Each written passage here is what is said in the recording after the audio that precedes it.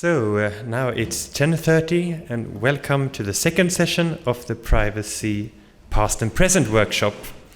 My name is Johannes Ljungberg. I'm a postdoctoral scholar in history at the Center for Privacy Studies, and I will share this session, and it's a pleasure for me to greet welcome to our three speakers. First, Aitana Radu, who is a lecturer at the Department of Information, Policy and Governance at the University of Malta, and who is conducting the research project Migration-Related Risks Caused by Misconceptions of Opportunities and Requirements. And after Aitana, we will listen to Natasha Klein-Käfer, who is, like myself, a postdoctoral researcher at the Center for Privacy Studies in Copenhagen. She is an expert in medical history, and she will talk about borders and epidemics, controlling information and disease in early modern Saxony. And then we have a third speaker, Sari Naumann, who is associate professor in history at the University of Gothenburg and a postdoctoral researcher at the Center for Privacy Studies. And she's also conducting a research project on refugee reception, but in the 18th century. So we will have a past-present perspective on that issue. And she will speak under the title Border Making and Surveilling Refugees in Early Modernity. So after we have listened to our three speakers, we have quite ample time for discussion. We will have the three speakers here, and we will enter a dialogue between the speakers and between the speakers and the room. And we have quite a lot of time. Let's see how much we need. But first, Aitana, you're welcome.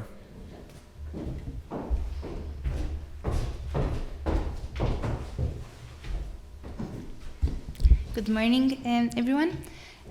Yes, my name is Aitana. I work as a lecturer in the department at the University of Malta. And I think this is a case of, well, not fake identity, but undisclosed identity. As in, I'm neither a privacy scholar nor a historian. My background is in political science and intelligence studies. My PhD is actually national security and intelligence studies, and I've worked previously, before joining academia, as an intelligence practitioner. So I come from the place where perhaps there's least privacy, the field of intelligence, or where privacy is the most under attack. And I'm going to present today from the point of view of a practitioner, though a practitioner who has spent way too many years under Joe's influence, who's such a strong privacy defender. So I want to believe that I've learned something. And indeed, I'm going to talk not about the whole project, but we do have a project funded by the European Union under Horizon 2020, which deals with migration. And that project actually ends this month in May, but we have been successful enough to be funded for a continuation of that project, so for another 3 years of research. So in a way, what I'm presenting today is just, let's say, a first stage of research, which we hope to take further.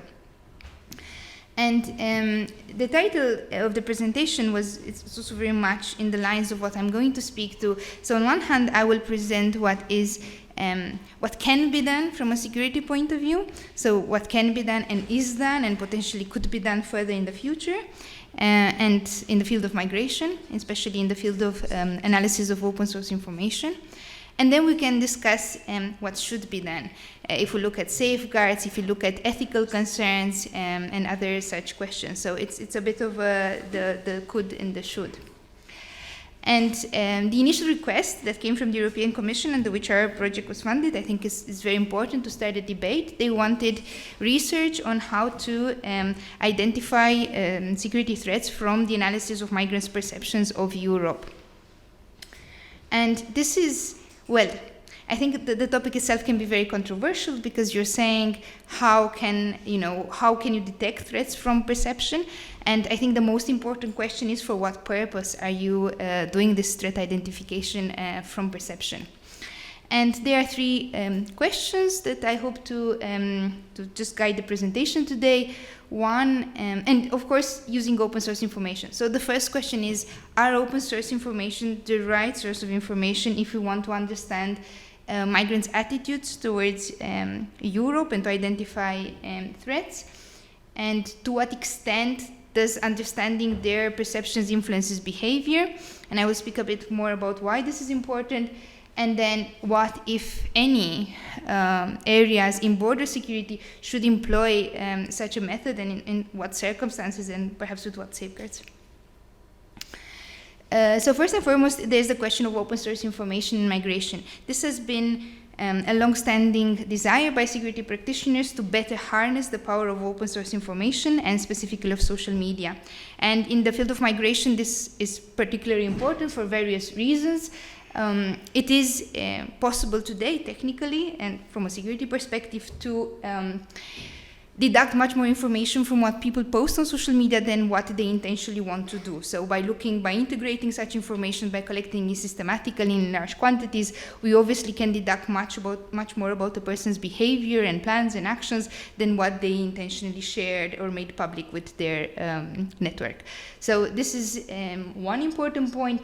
Second point, there are people who argue that social media content is organic, so they let us really enter people's thoughts and minds and way of thinking, by comparison to, for example, when they reply to a questionnaire or a survey, when they know they are being asked the question, so they would therefore be more careful about how they share or how they present the information. And of course, if you're interested in understanding behavior, this organic nature is very important. Then there is extensive evidence of migrants using social media during their migration journey in different ways. Mobile phones are an extremely important component of contemporary migration patterns. We've done in the project research on the information collection patterns of migrants, and it shows that their most trusted source are information that they can collect from peers or families or members of the diaspora or members of the same community using their phones through social media. And now, of course, here there's a bit of a discussion what social media means, because on one hand, you might think of, platforms such as Facebook or Twitter, but of course, in contemporary world, a lot of people also add WhatsApp, Viber, as part of social media. So therefore, when you say that migrants use it a lot, we also mean that they communicate via WhatsApp, for example, sending messages. They use all the apps of GPS functionality sometimes to find their way. And very important also, there's evidence that, for example, in the case of illiterate migrants, they use a lot the option to record messages on Viber or WhatsApp and send them to their families, or to ask questions, or to understand where they are.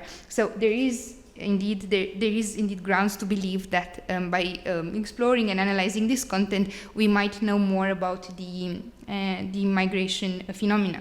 And of course, there's also sufficient evidence, and this has been reported by all sorts of organizations, including the IOM, that traditional sources of information are not relevant in the field of migration, because migrants fall off the grid. These are groups that are not present in these main sources of information as much as other types of groups are. They intentionally hide themselves from the scrutiny of authorities. They hide themselves, so they disappear from official statistics. This is a huge problem when trying to, for example, record a number of deaths at sea. So I come from Malta. There's a whole issue of how many migrants are rescued, but how many migrants do perish at sea, because we don't have enough sources of information to know when a boat leaves, for example, Libya, and heads towards Italy or Malta, and what happens to it. There are, of course, NGOs, and there are some platforms that are trying to monitor this, but they themselves say that these official statistics are not enough. The same happens with migrants who do not apply for asylum, or who move from one European country, for example, to the others, and they get lost. And they are still present in social media and in these communities. And I will just give one good example. Well, it's not a pretty example, it's just good to illustrate it. In the case, for example, of the detention camps in Libya, social media was many times used to try to reach families and inform them of the deaths of their loved ones, because people in the camps did not know who the people there were. So in many cases, when somebody was tortured or could not speak or was obviously dying, they took just a picture of that person and they shared it and say, I am in that camp, in that part, and this person is from the country that they said there is. And that picture was shared in the hopes that it would reach their families, and their families would find out that their loved one died on the route. And there was more than one situation where indeed the families did reach out, or families perhaps members of the families who already reached Europe saw the picture and they identified it and said, oh, this is my brother, this is my cousin. And this was a way, for example, to disseminate information. So obviously that sort of statistic did not exist. So these people were not registered as people applying for asylum. They were not even registered with humanitarian organizations, so their identity was not known. And social media and people sharing it across communities was the only way in which basically their death in this case could be marked. So there are many reasons why open source information is considered to be holy grail, the big potential of doing, on one hand, more research on migration, but on the other hand, doing more analysis from a security point of view. Now, what did we try to do in Mirror? Obviously, the word perception was used in a very common language sort of a way, but when we speak of migrants' perceptions, we actually mean their attitudes towards. So what the EU was interested in seeing, can we better understand migrants' attitudes towards Europe? And if we can understand migrants, and why is it important to understand it? Because obviously attitudes inform behavior. So there is a correlation between attitudes and behavior. Now, simplistically, and unfortunately, there are cases when I think the reasoning behind this is, can we understand why they come so we can stop them from coming, change their behavior, which I will also explain why this is very simplistic as a sort of approach. But it might also be, can we understand how they think about certain things so that we can improve in a way that can perhaps avoid clashes or violence or mismanagement of expectations. So we created what is called the perception model, where we looked at social psychology and all the theories that exist out there linking attitudes to behaviors. And the reality is, this is not a silver bullet. Our attitudes don't automatically inform our behavior.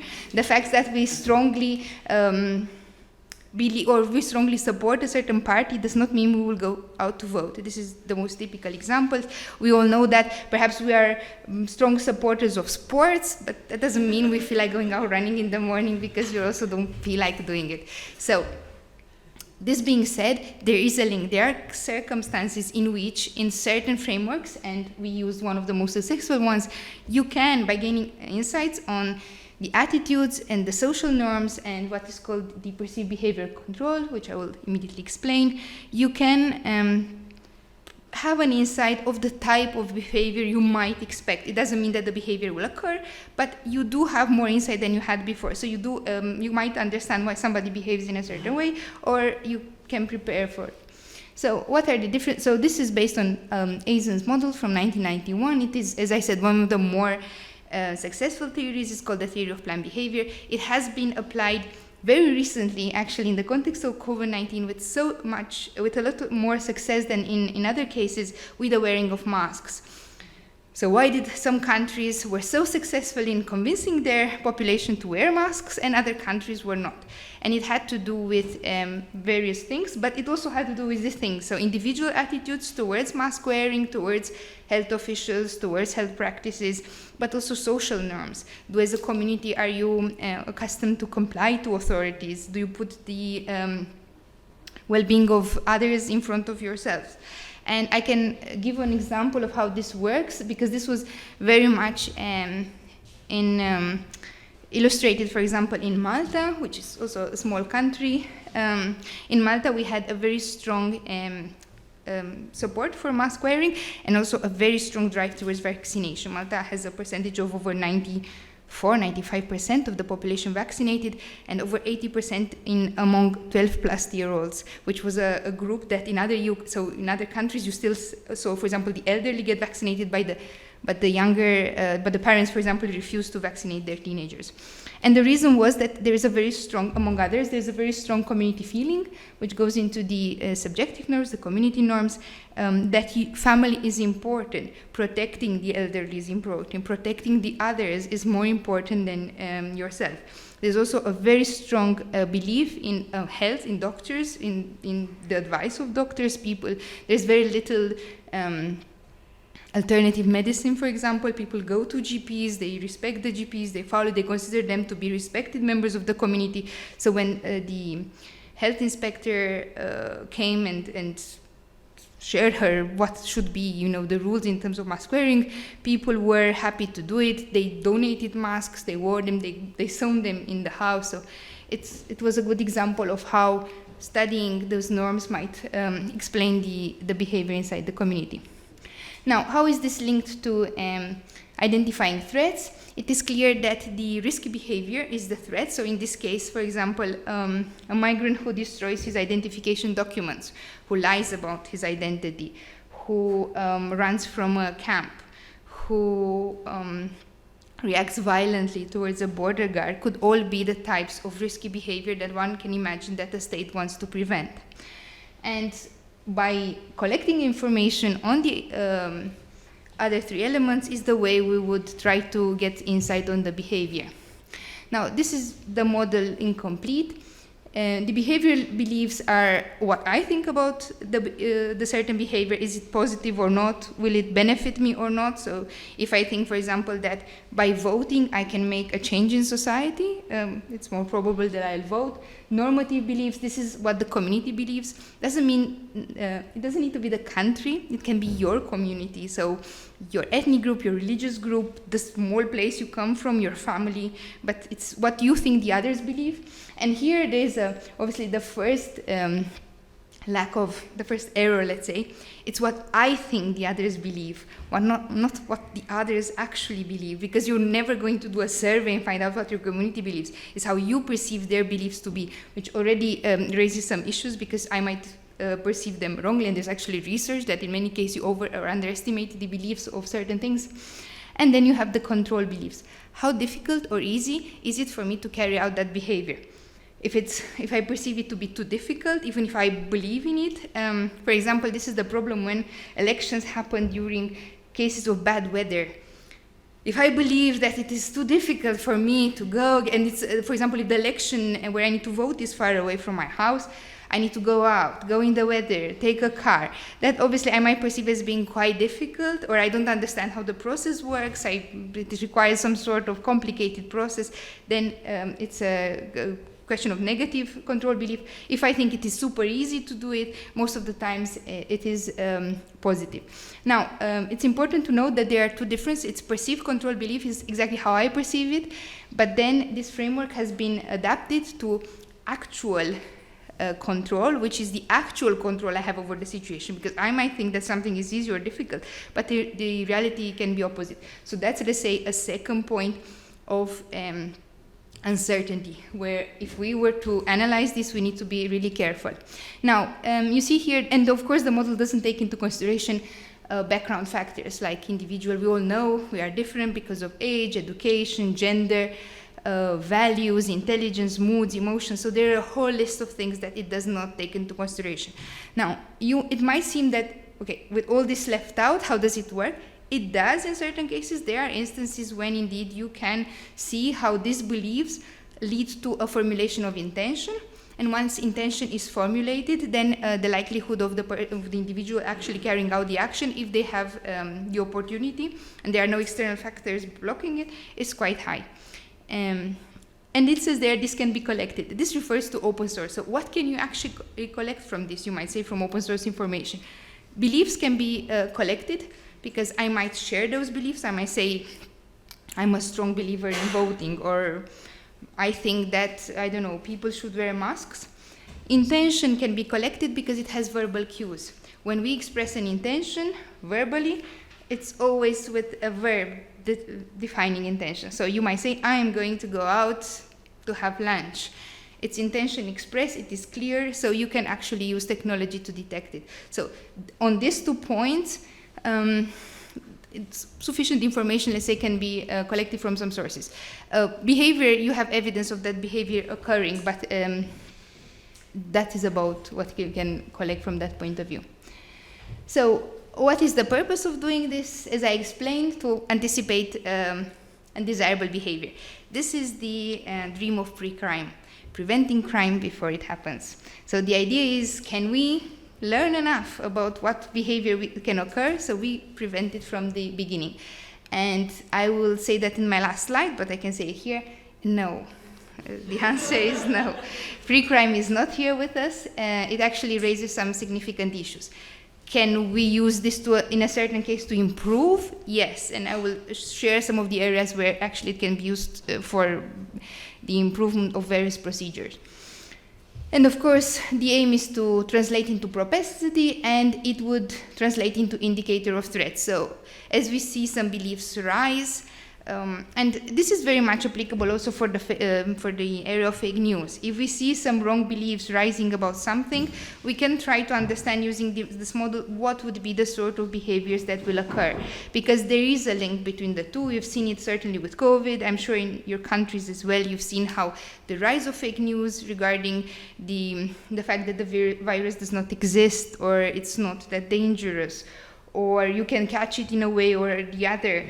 I don't know if it has happened in other countries, but in Malta, a lot of people washed all their food in chlorine because it was believed that you can touch something and you can catch COVID like that. So people would bring their groceries and throw them directly in a bath of chlorine or in a solution based on chlorine or alcohol, which didn't make them very appealing. And that obviously changed as information adapted, but there was clearly a link there. And I already mentioned this, but there are more limitations to the model.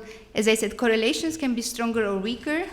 There are cases for which it is stronger, and there obviously the model works better. There are cases when it's not. And the cases depend, for example, on duration of time. As time passes, our beliefs change. So if I'm trying to predict the decision to migrate to a certain country, that is almost impossible to do, because today I might say, I am from Tunisia and I would like to go to France.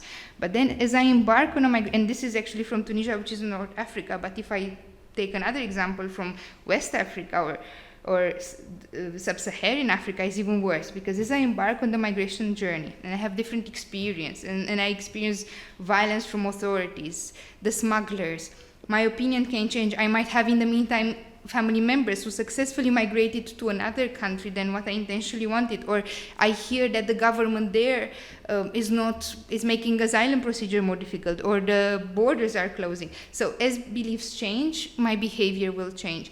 So the limited time frame is very important. We can do better with behaviors that are limited in time. So I studied it now, I collect now the information on those beliefs and the intention, and it refers to a decision that will happen in the immediate future. It is incomplete. There's not enough research to see which are the beliefs linked to certain behaviors. Some things are more studied, for example, attitudes towards authority. This has been a subject of a lot of research, so we do know what are the beliefs that influence people's behavior in relation to authority, to a certain extent, certain groups of people. But it needs to be researched for every community, every cultural community, every group, that takes into account every individual feature. So it's an enormous work to even identify it if there is, so not to mention created. So we just looked, for example, in our project at what was available, and we did not in any way intend to be comprehensive. We wanted to give some examples of what can be done, where there's evidence in research, and basically the limitations. And then, as I said, are other factors which are external to the person. We are influenced by the situation, so I might decide to, use the services of a smuggler, but not be able to, because for a reason or another I don't get in contact with them, or I'm put in a detention camp, or the smugglers that I know disappeared in the meantime. So the choice is the action of others. We are prone to replicate the actions of others that we believe are in a similar conditions to us.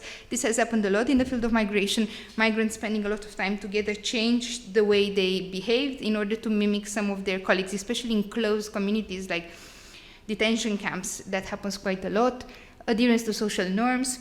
It's also the fact that we do not know how important those factors are. For some of us, the individual beliefs will be more important. For others, the collective beliefs will be more important. So while there are three pillars, we don't know which is the more important one. So for some communities, though, let's say, I believe, and that's actually an example that is often given for some Asian communities, the individual might feel that, for example, organ donation is something positive, but the community believes that it is not, because the body does not belong to you, it belongs to your family. So it is in fact not an individual decision, it is a family decision. Therefore, even I am a support of organ donation. If my family is not, then the social norms will prevail, and therefore I will also consider it very complicated. The perceived behavioral control is negative because I will think it is very complicated because I need to persuade them of this and then do it. So it's not an easy choice, which is obviously, I think, clearly different than for some of our cultures where it's an individual, it's believed that it is a choice of the individual whether they donate or not the organs many times, and therefore even the perceived behavioral control is normally easier. Though even in our case, we might not know where to go. So even there are some variables. And then there are habits. The emotional state, very strong emotions are obviously not conducive to rational decision making. It is very clear that in the field of migration, especially when dealing with decisions that they need to take in very difficult situations, so while being trafficked, smuggled, at the border, interacting with border guards, knowing the implications, they might not be in the best emotional state. And then the last, but in a way the most important, is access to information.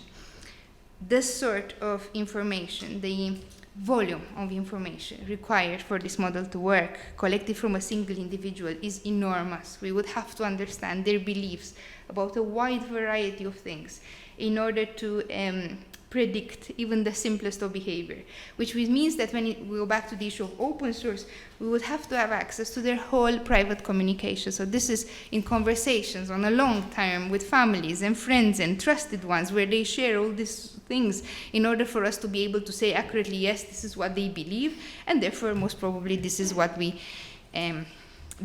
they will act. So we are not talking anymore about open source information, but we're talking about social media information, but most probably private social media information, because one does not go about sharing. Even the groups where they discuss this are closed groups.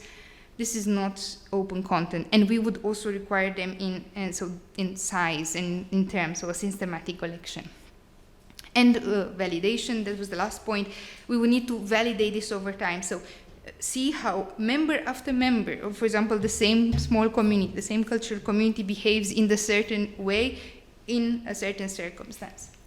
Now, the should. I already mentioned it is not a silver bullet. This by no means can be used for automated decision making. The reason is the high level of uncertainty of the model. You never know whether this is a case when it works, and it's therefore it's not advisable to base even analytical decisions on this. You can inform judgment on this. You can say, yes, there is a certain correlation between such beliefs or such behavior and such beliefs, and therefore we can pay more attention to how this is evolving, and we can, for example, apply it better in some areas. Now, the ethical dilemmas in terms of scope is part also of a conversation we were discussing with Joe. Should we say absolutely no to this? Perhaps not, and I will explain why. Should it be used to, for example, because one of the more common uses is to try to design information campaigns for migrants, deterring them from coming to Europe. And it doesn't work for many reasons. If people would look at research, they would understand that if somebody has, so the external factors that motivate their migration are so acute that whatever you can tell them and however you can present the situation, it will always feel better by comparison. So you can tell them it is dangerous, that they might die, that they might get smuggled, that the conditions in the Libyan camps are atrocious. Research has shown that many times they even are aware of these dangers and they still do it. The same for the Global South migration, they are aware of how dangerous it is. It's not that they are not aware or naive. In many cases they do, and they still do it because they look back at the situation in their home countries, and balancing it out, it still is worth trying. And many times they don't do it just for themselves, but they want to do it for their families, to kind of be there first and prevent their loved ones or their more fragile ones from having to undergo the same horrible journey. So the idea that you can use this in order to inform campaigns, in order to discourage them, is obviously not the best application. Or to use it in order to discourage their coming by, doing giving them additional information in their home country for the same reason, it does not work. Because obviously the goal was, and we did many interviews with practitioners, they believe that if they would understand how difficult it is to find a job, how difficult it is to integrate, how difficult it is to find housing, how difficult it is, I don't know, to learn the language, they might reconsider their decisions. It's quite a naive perspective from many points of view. So clearly this is not what the model could be used. However, it could be used in terms of, and this is also something that practitioners said, in terms of reacting at the border. Because there are cases when we've seen migrants display behavior that was very negative to themselves as much as for the state, that could have been prevented easier by understanding some of the beliefs. One, for example, is health screening. Many migrants refuse to undergo health screening. And this is very problematic, one, because they might be carrying infectious illnesses, and secondly, because it's problematic for them. They might suffer from chronic conditions which require treatment. And the reasons are many. There are all sorts of beliefs associated with health practices. The problem might stem from beliefs that they have about Western medicine, Western doctors, Western treatment, having a different gender for a doctor or a nurse. But it can also be, and there's evidence of that, they believe that if you suffer from a condition, you will not be granted asylum. They believe that there is a sort of, it's only those who are able to work who will be granted asylum. So if, for example, if you have a heart condition, you should lie about it. And there were people who died because they just didn't access the care. They believe that it is expensive, that it is not for them. Though medical treatment for migrants is completely free in most countries. For people who are waiting for who have applied for asylum or who have granted the status of refugee. Many migrants refused to take the COVID vaccine because they were undocumented, and they thought that if they go to COVID-19 vaccination centers in a European country, their data will be collected and they will be returned to their country of origin, which is not true, because in many countries, I mean, it might be true for some cases, but in most cases this data was not collected. Anybody could just go and get the vaccine. So there's a whole range of practices where, or for example, we had the same situation, a different case, not health practices, separating children from adults. It is done in some cases for the protection, so that the children are taken to be to undergo health screening, psychological evaluations, and to just be sure that they are fine.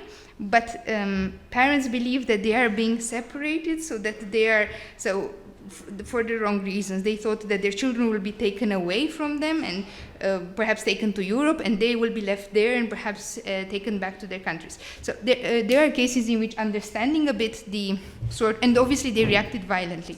And there was once they understood that the violence did not occur because these people were particularly prone to violence, but because they believed that they will lose their children, or in this case, they refused health screening not because they were irrational in their decision making, the model would have actually helped, because there's quite a lot of research, for example, on this, and on the beliefs and how these beliefs influence, especially research done in immigrant communities, different immigrant communities. Why do they refuse to go to doctors? Why do they refuse certain treatment? What do they expect from a doctor?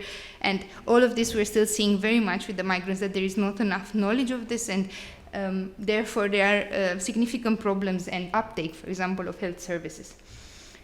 And of course, using this model would require a change perspective. I love what Mette was saying about putting the individual. Here it's stop considering just the security scope of it, but considering the humanitarian scope of it. Because this is a useful framework if you also considered, if you would combine the two. So yes, we're doing it to avoid, let's say, violent occurring or the spread of contagious diseases, but we're also doing it for the well-being of the people, because that in a way influences how you will use it. Because if you're going to use it to, serve both objectives, then it obviously becomes more societally acceptable than if you're trying to use it just to serve this pure security angle, and therefore it is not considered socially acceptable. And then the issue of data access and its misuse. Of course, there are concerns that once you, even for the best purposes, once you start collecting data in such a way, and once you do profiling, so one of the things we did not do in our model, we did not allow the model to be filtered based on profiles of people. So we focused exclusively on, let's say, identified behaviors and identified beliefs. And while we gave examples of, let's say, cultural groups that would hold one or more of those beliefs, we did not make the model in such a way that one could just simply select a cultural group and profile based on that. One, because it's simplistic, because as I said, there is an individual component there, but also to prevent building such security risk profiles for certain communities. So once you open this door, I'm afraid that even for the best purposes, you're opening a huge door into a sort of collection of very intimate information. And I will just give the example, just to wrap up, of Cambridge Analytica. We know what happens when you do this. It's not that it is not possible to predict behavior or to manipulate behavior, because obviously you move from, so our research was, can you identify attitudes and then link them to behaviors? But then obviously the next step is, can you change that behavior? Can you manipulate that behavior? Which is also what actually the theory of planned behavior is mostly used for, the manipulation of behavior. Hopefully for good.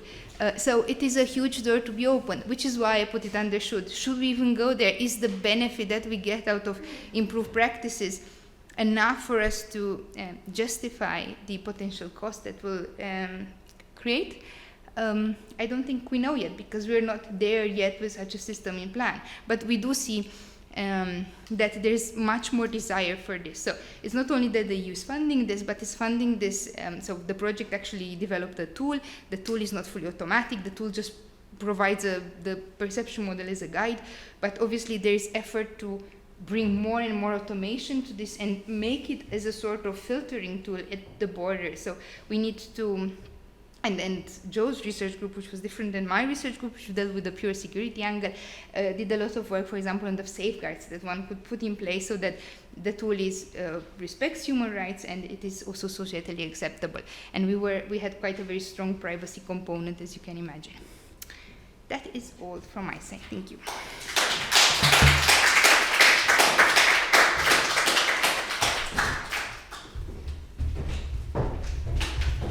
Yes, thank you very much, Aitana, and very much food for thought for the discussion later.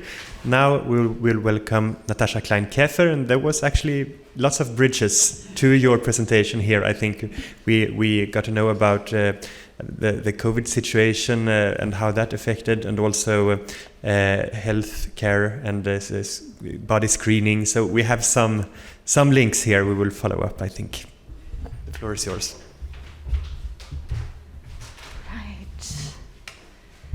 Brilliant. Thank you so much, and I would like to thank Aitana again, because I see that there is a lot of overlap between our ways of thinking, and I hope that will come through by me showing a few old documents about how people used to do that in the past. So my name is Natasha Klein-Käfer, and I'm a postdoctoral researcher at the Center for Privacy Studies, and there I focus mostly on the relation of privacy and health. And I started by thinking about how in the past people dealt with the issue of what now we call doctor-patient confidentiality, that in the past was something completely different. So I was looking mostly at how codified ways of thinking in medicine, for instance, the Hippocratic Oath, that will say you are not, you should not disclose information that your patient is giving to you, existed since the antiquity. But people in the past that went to actual doctors were very few and far between. They were very expensive. They were a certain elite privilege that people have. So how the everyday people would deal with that, and with practitioners that were not bound by any code, but they still protected their information. So that's how I started thinking. And in the middle of the project, COVID hit us, and it changes really how we perceive our practices, how everything changed for us, and how we behave, how we dealt with health, with crossing borders, with traveling. And looking at the past, then looking at how people dealt with big epidemics, because they have been happening all throughout the history of humanity, I have noticed a lot of parallels of how we think about it, but also a lot of discrepancies. So let's take a little look, basing today on the example of Saxony. And it's not only because Saxony is one of the cases that we study in the Center for Privacy Studies, but it was a principality in Germany that was in the middle of a lot of controversy. So not only were they hit by the epidemics, they had several wars and a lot of religious conflict that was happening at the same time. So what happens when you have all of this different influences and suddenly you get hit by a wave of the plague? So as I mentioned, nowadays, like during the current pandemic, we really noticed how our patterns of travel changed. Suddenly we had to prove not only who we are when we're crossing a border, but our status in relation to being free of contagion. And so like we saw, proof of vaccination becoming a thing that you had to show, you had to, the test certificates that you had to, or health declarations from your doctor. It all depended also where you're coming from and how much that will require. So it was very interesting to see this becoming a norm for everybody traveling abroad, when before it was something that was restricted to certain types of people. And we saw like the digital solutions, like contact tracing and all of that, it started being established in relation to these health concerns, and they were applied with like varied degrees of success. But they were based mostly on theories of health that have been proven to be effective to the control of epidemics historically. So, for instance, quarantining, social distancing, and controlling people's mobilities is something that people have been using to control epidemics since the medieval period that we can trace with very much detail. So it was interesting for me to observe how we reacted to that in a more global world, and what would that mean when traveling was something that was very difficult. It took a lot of time, and like your desperation that might be once you reach a certain border and you're not allowed in. So that is what was part of my interest. So like, how did then governments as well would do this kind of decisions of who is allowed in, who is let out, when they did not have this huge amount of data as we have today? So like, how they went about this. So it's important for us to keep in mind that there were no like national borders in the early modern period. They did not have an idea of a country as we have today. So you had like huge empires, for instance, the Habsburgs, that would have a large territory, and they would have some level of control over it. But when it came to like defining policies, it would be mostly on the hands of the smaller kingdoms or principalities. And in that also the cities had a good level of control within their walls. So they had different levels of how they would think about things like contagion. And especially for a city, disease within, like a contagious disease within the walls was one of the deadliest of tools you can have. So basically a case of epidemics will be treated more or less as being under siege. So the main thing is like, do not let the threat in.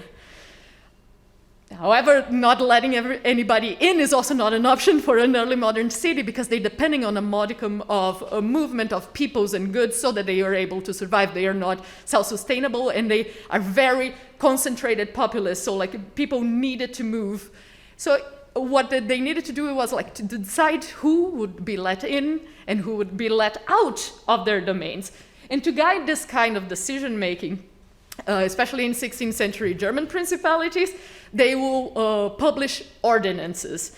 And ordinances will be public documents that were meant for guards, judges, religious footmen, and they will be dictating behaviors like policing activities, surveillance protocols, but also they will give the overall duties and rights of the population. So they will give you like the overall guidelines. I think we have seen a bunch of those like coming up nowadays, also with the pandemic.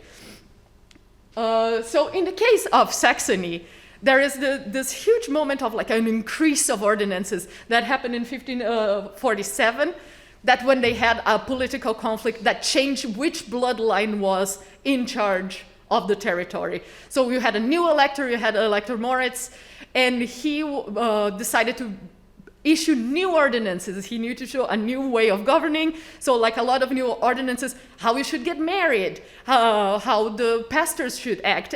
All those things started to be under a new regulation. But in 1553, Moritz already died. He was only 32 years old, and his younger brother, August, got in place. And August was like considered a very headstrong guy, and he tended to try to centralize his territory. So like he issued a lot of other new ordinances that will put him in more control of his territory. So what we see here is the new ordinances that are put in place. They are not only like this police ordinance to like kind of surveil and control, but you also have, especially in 1572, when there was this huge wave of the plague entering, especially the capital city of Dresden, you have the plague ordinances being in place. So the plague ordinances, they show us a different aspect of thinking about borders, because we cannot just think about the geopolitical ways of entering and going, because disease is a transborder phenomenon. It does not respect human-made borders. So like, how would people deal with that? They would have to take into account the different facets of everyday life and try to manage that to a very particular level. So I would use our model at the Center for Privacy Studies of the heuristic zones, and we will see like through the ordinances how they would perceive each stage of their lives. So like how we should regulate things at state level, or what people should do in their own homes, how they need to deal with cleaning their rooms, and to what extent you have the limitations of the borders of your body change when disease come into effect. So I think that our model here will be a very good tool for us to go about teasing out how disease not only transpasses all of the borders that we understand, but because it's a moment of crisis, it also helps us, it forced us to define borders for us to be able to deal with these contagious and contentious moments. And it's not only a matter of looking at what happens at the border, but also how people define what could happen at this side of the border and what should happen on that side of the border. So those like are very important things that are embedded in notions of privacy, because to regulate access and how you pass through each of these thresholds, it will depend on like regulating who should know what, and like how we go about dealing with people deciding to protect certain information or having to disclose information for the common good. So let's look at first at the state level. So if you see, they had ordinances coming from all sides. So it's not only like in the Principality that you have an ordinance, you have like the Holy Roman Empire that is overall authority issuing ordinances. And what will happen when you have like conflicting information within them? People had to like be aware of like what you should regulate and how. And mainly what will happen for the officials that were going through that is that they would choose the authority that is closer to home. Because enforcement is hard, and so like you need to prioritize who would have the most oversight about what you're doing. So basically, they will go with the ordinance that were closer to home. So like, for instance, if you're talking about a city, the guards will first reenact what says in the city ordinance rather than what the Principality is saying. That's being said, usually when they were elaborating these particular ordinances, they will keep in mind what the larger authorities were saying to avoid to have this kind of conflict. Because it creates a whole other issue of like, maybe people will come and ask you about it. Why do you contradicting our ordinances? And that tended to happen not only because situation changes very fast when you have, like, for instance, war or epidemics, but sometimes you see that when you have overall regulations, they kind of don't apply locally. So how would that be dealt when it came to like a conflict? Usually then you have to come with send the issue to a large group of jurists, and then they will deliberate within themselves about what will be the best solution to, and usually they would call the highest authority of all, that will be God. So in this period of like the post-Reformation, many times what you see is like people going back to the Bible to reaffirm why their way of regulating is the correct way of regulating. And also, of course, defining these different ordinances and who should respect what, also dependent on borders. And in this period, these borders were shifting quite quickly. If you think about the 16th century, you had a lot of wars. So like the territory conquest like made geopolitical lines to be all over the place. So people that lived in places of conflict, they had not only to deal with having war on their backyard, but also like having like regulations being imposed and then not knowing where they fit into that. That is something that we have to take into account. But what that means for us when you're looking at the ordinances is that they care less about this issue of like who is allowed in or out and where, and more who's responsible for the health care of people. So let's move like to the community, because in the community there is this conflict very, very strong, because it changes like where the responsibility goes. It shifts more like the state doesn't want to deal with like this moving lines, so like you placed the responsibility either in the religious authorities, medical authorities, and institutions as hospitals. So in Saxony, the instructions was that the hospitals should be built outside of the city walls. And that is mainly because the idea of that having a hospital within the cities would carry the miasmas from the sick into the populated urban areas. And that was the prevalent theory of how disease was passed on. It was shifting at the time, but it's still the most prevalent is that these ill vapors would be what would be carrying the disease, and these vapors were called miasma.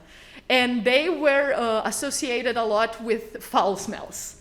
So if you are able to smell something, that could be a health issue. So hospitals in particular like had to be placed outside, but it also means that the ordinances would regulate where butchers could like leave their residue.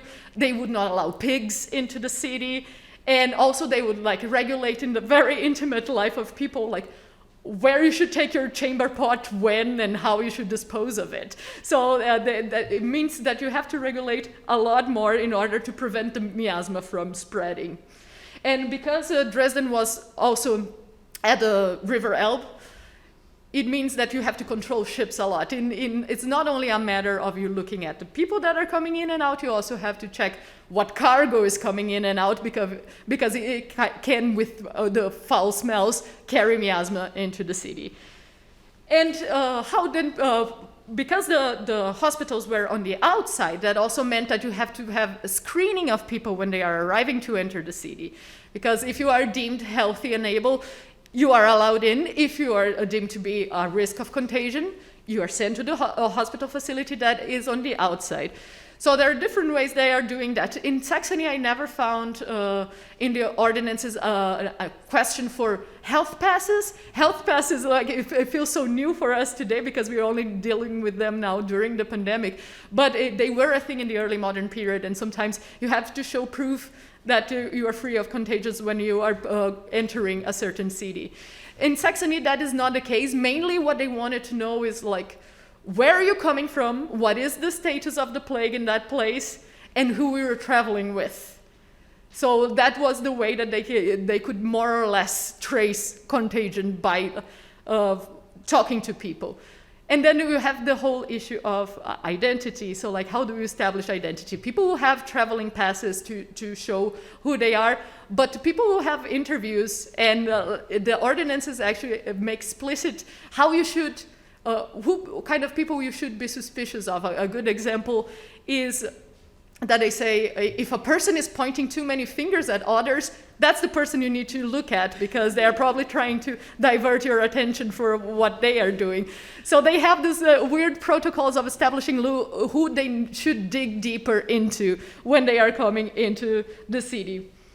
I also would like to show here an example of a different kind of screening. This is a letter from Elector August of Saxony that he's sending to the keepers of his castle Annaburg, that is a bit distant from the capital of Dresden. And in this letter, he's saying that they should give a raise to the local alchemist, Marcus Miller, because Annaburg is where they had the biggest laboratories in all of Dresden. It's where they produced the distilled remedies and the alcohols that they use for cleaning. So that was a very particular place. And the alchemist then received a raise because he was controlling the gates. And I found that very interesting. Like, why would you put the alchemists responsible for the gates? They are very specialized workers that you have to pay a lot for. And it's basically because alchemist, not only he would have the oversight of the laboratory, so he would know who is in and out to protect that kind of space, but also he is specialized in healing, and he will be able to notice signs of disease of people. So you put like basically a medical authority that will be able to scrutinize the person to allow them either in or out. So sometimes a certain type of scarring would mean that you would not be allowed in the city because it could be a sign of a certain disease. But besides making these distinctions of like who is let in, like the elector also would want to make sure that the people that are placed then in these facilities outside of the cities, so like in the hospitals, they would also receive the proper care. So if you look at religious ordinances, for instance, you have examples of like how they should act, and like that they should designate pastors that should go to the hospital to take care of the poor and the sick.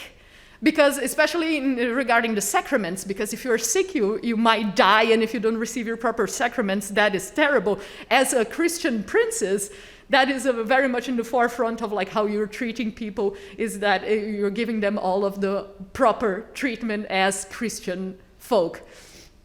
And not only that, but in the ordinances, it specifies that the pastors also should look into what the conditions of the hospital are. So like they become sort of inspectors of the conditions, and they should look at what kind of food the sick are receiving, if they're receiving enough to drink, if the medicines are being used that they're supposed to use.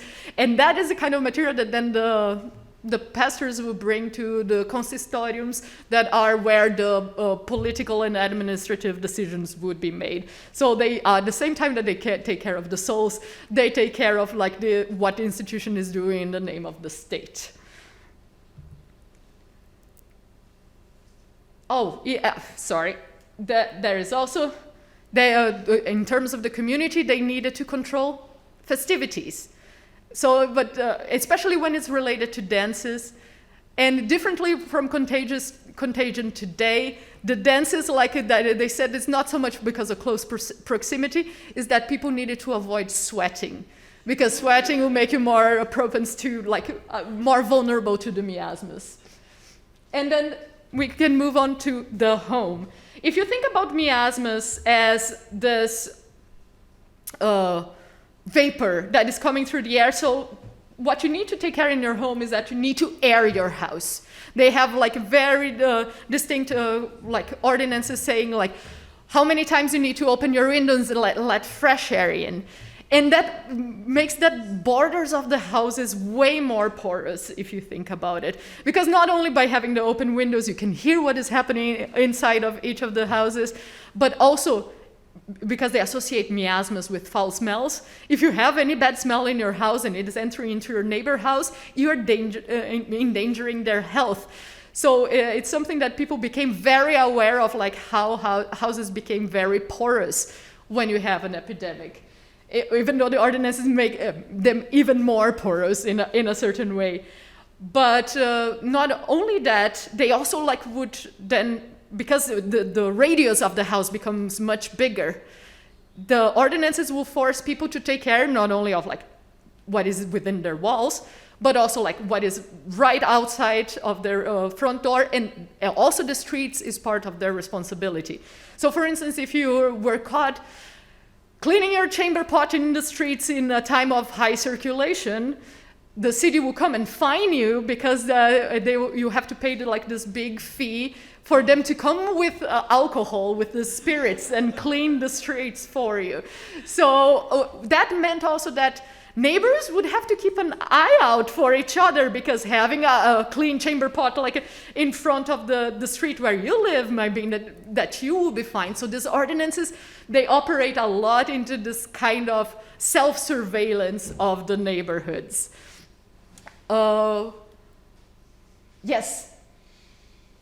So this is where they explicitly say like what you should do about the front space and who you should report to in case something happens. So like they facilitate the way in which people could make these denunciations, even though we saw before that at the entrance, you being the one pointing fingers might cause you some trouble. So if we look inside the house then, and we think about the chamber, we need to keep in mind that early modern houses usually did not have separate rooms. You would not have your individual space most of the time. But when sickness enters your home, and you have a sick in your house, that changes things, because the ordinances, especially the plague ordinances, would establish that people that are sick will need a quiet place to rest.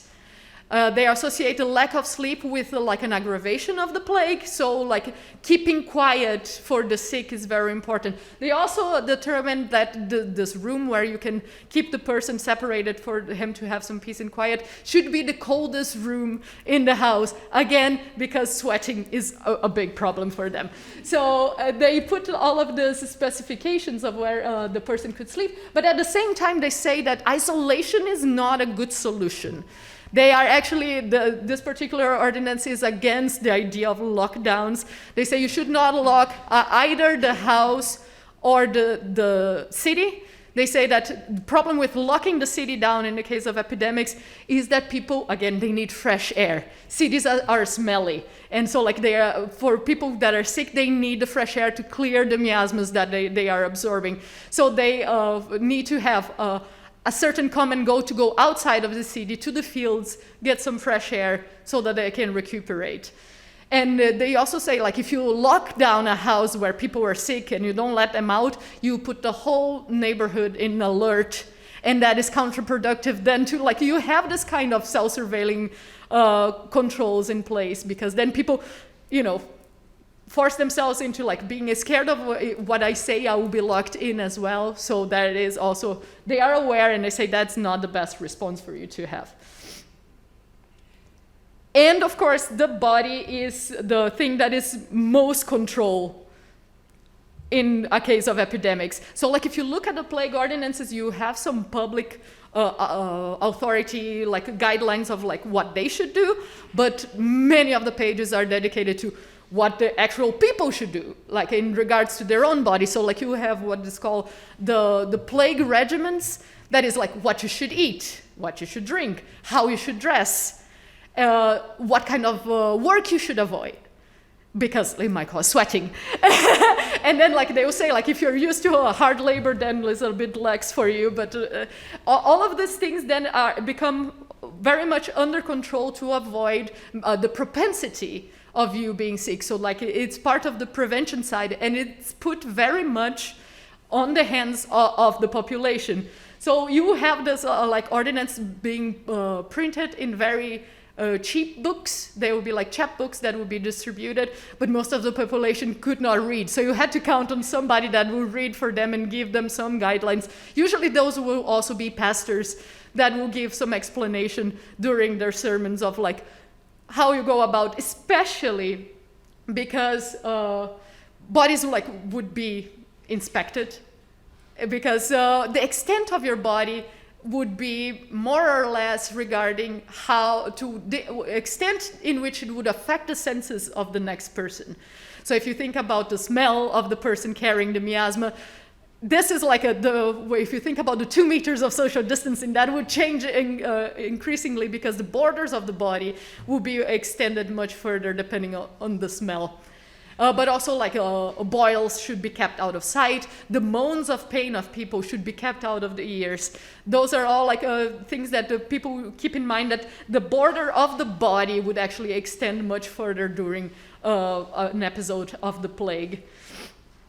But also pastors would be very much aware of that, because one of the other things that people had to be very aware during this period is that God was seen as being able to punish sin. So especially diseases like the plague could be seen as a response from God. So like here we come again to the question of the soul.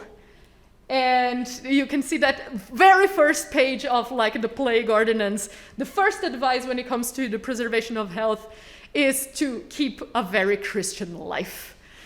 That is the way that you avoid the plague the most, especially because plagues are seen as a punishment not as much as an individual sin, but as sin brewing from the community. They allowing evil to grow in their midst. So you need to make sure that the population is following Christian principles. So the first advice that they give is that you should have a pious Christian life. That is how you avoid the plague the most. And then we follow by eating properly, sleeping properly, drinking the right things. So we can see that there is this whole overlap of like these different areas. You see that, the Christian status of the person will influence how their body is treated. That would then require a specific room in the house, and then the house becomes like way more engaged in the community, and the community informs the state, and then vice versa. So like you cannot think about these ordinances as something that is top down. So the government making regulations over the people's actions. Neither bottom up that people's habits will force certain regulations. In each instance that you see there, you see this in the crossing of the borders of each of these elements. There will be a negotiation of information. There will be a negotiation of what to protect and what to expose, and how we do that as a community. So we need to understand this not only like as a matter of protecting individuals, yes, but we also need to understand that, like, how these individuals then operate as this constellations of people with social pressures that are very different, and how then these groups would just come together and fall apart.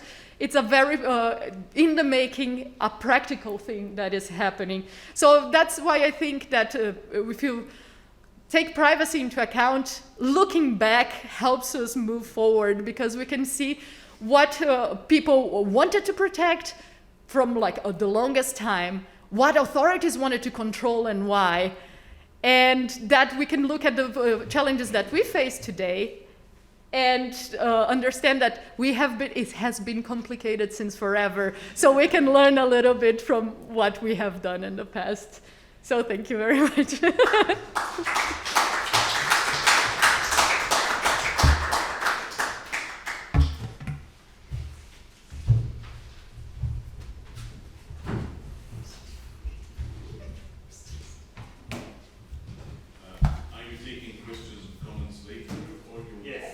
Yes.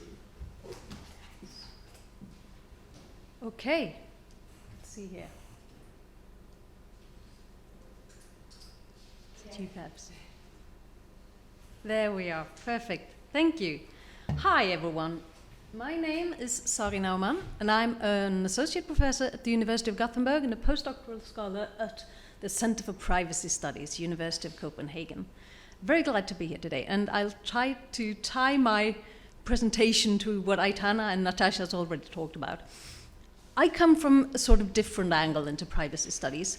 As a scholar, I seek out situations of intense uncertainty. That's what I do.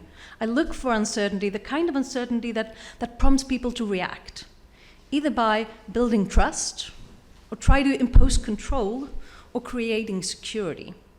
And I'm interested in how people react to that kind of uncertainty. How do they come to these conclusions? Why do they choose trust or control or security?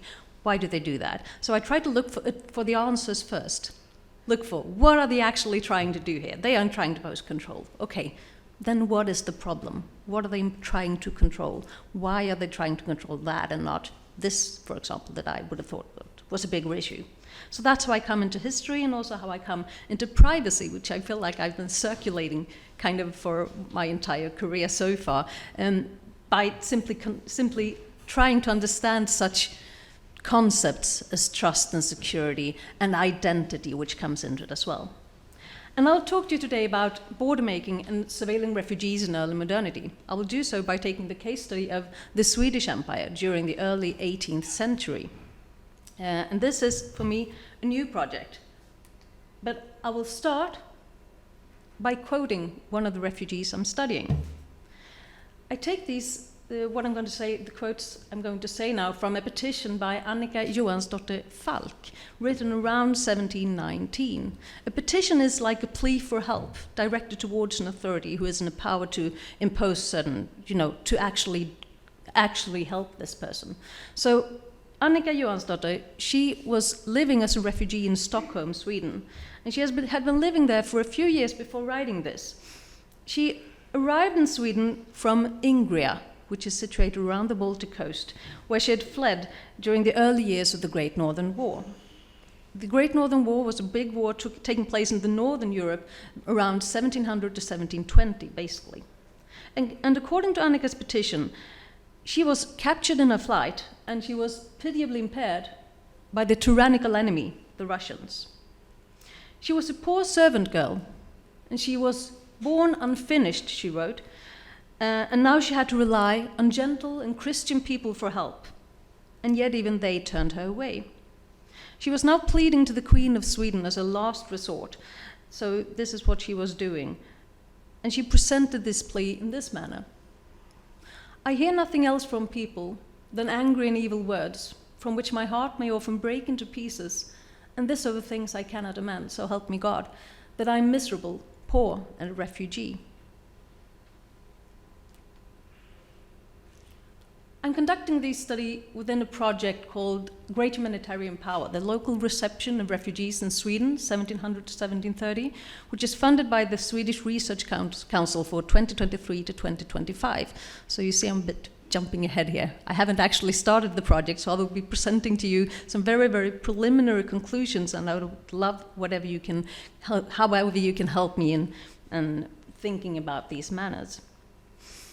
In this project, I am investigating how and why refugees were received and or rejected in the early modern world, 17th and the 18th centuries. I'm specifically interested in information about information. So, which information did authorities and recipient communities ask or demand from these refugees? And conversely, which information did refugees offer voluntarily by themselves?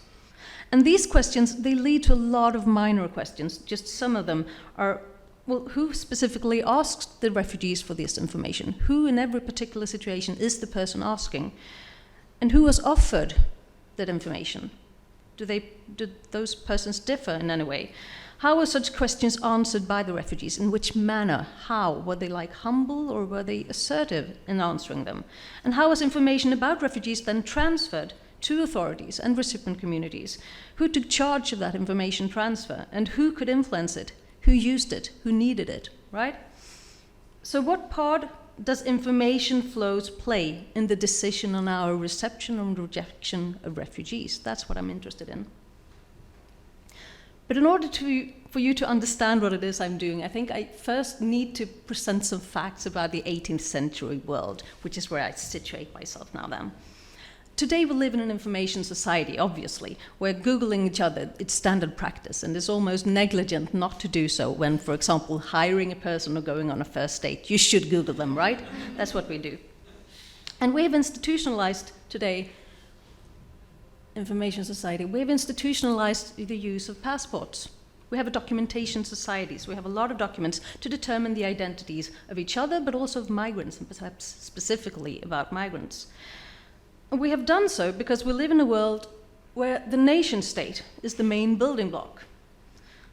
Nation state, it comes from a 19th century idea that every nation should have a state and that every state should have a nation. And of course, this idea has never been the reality in any way, but it's still an idea that continues to live with us.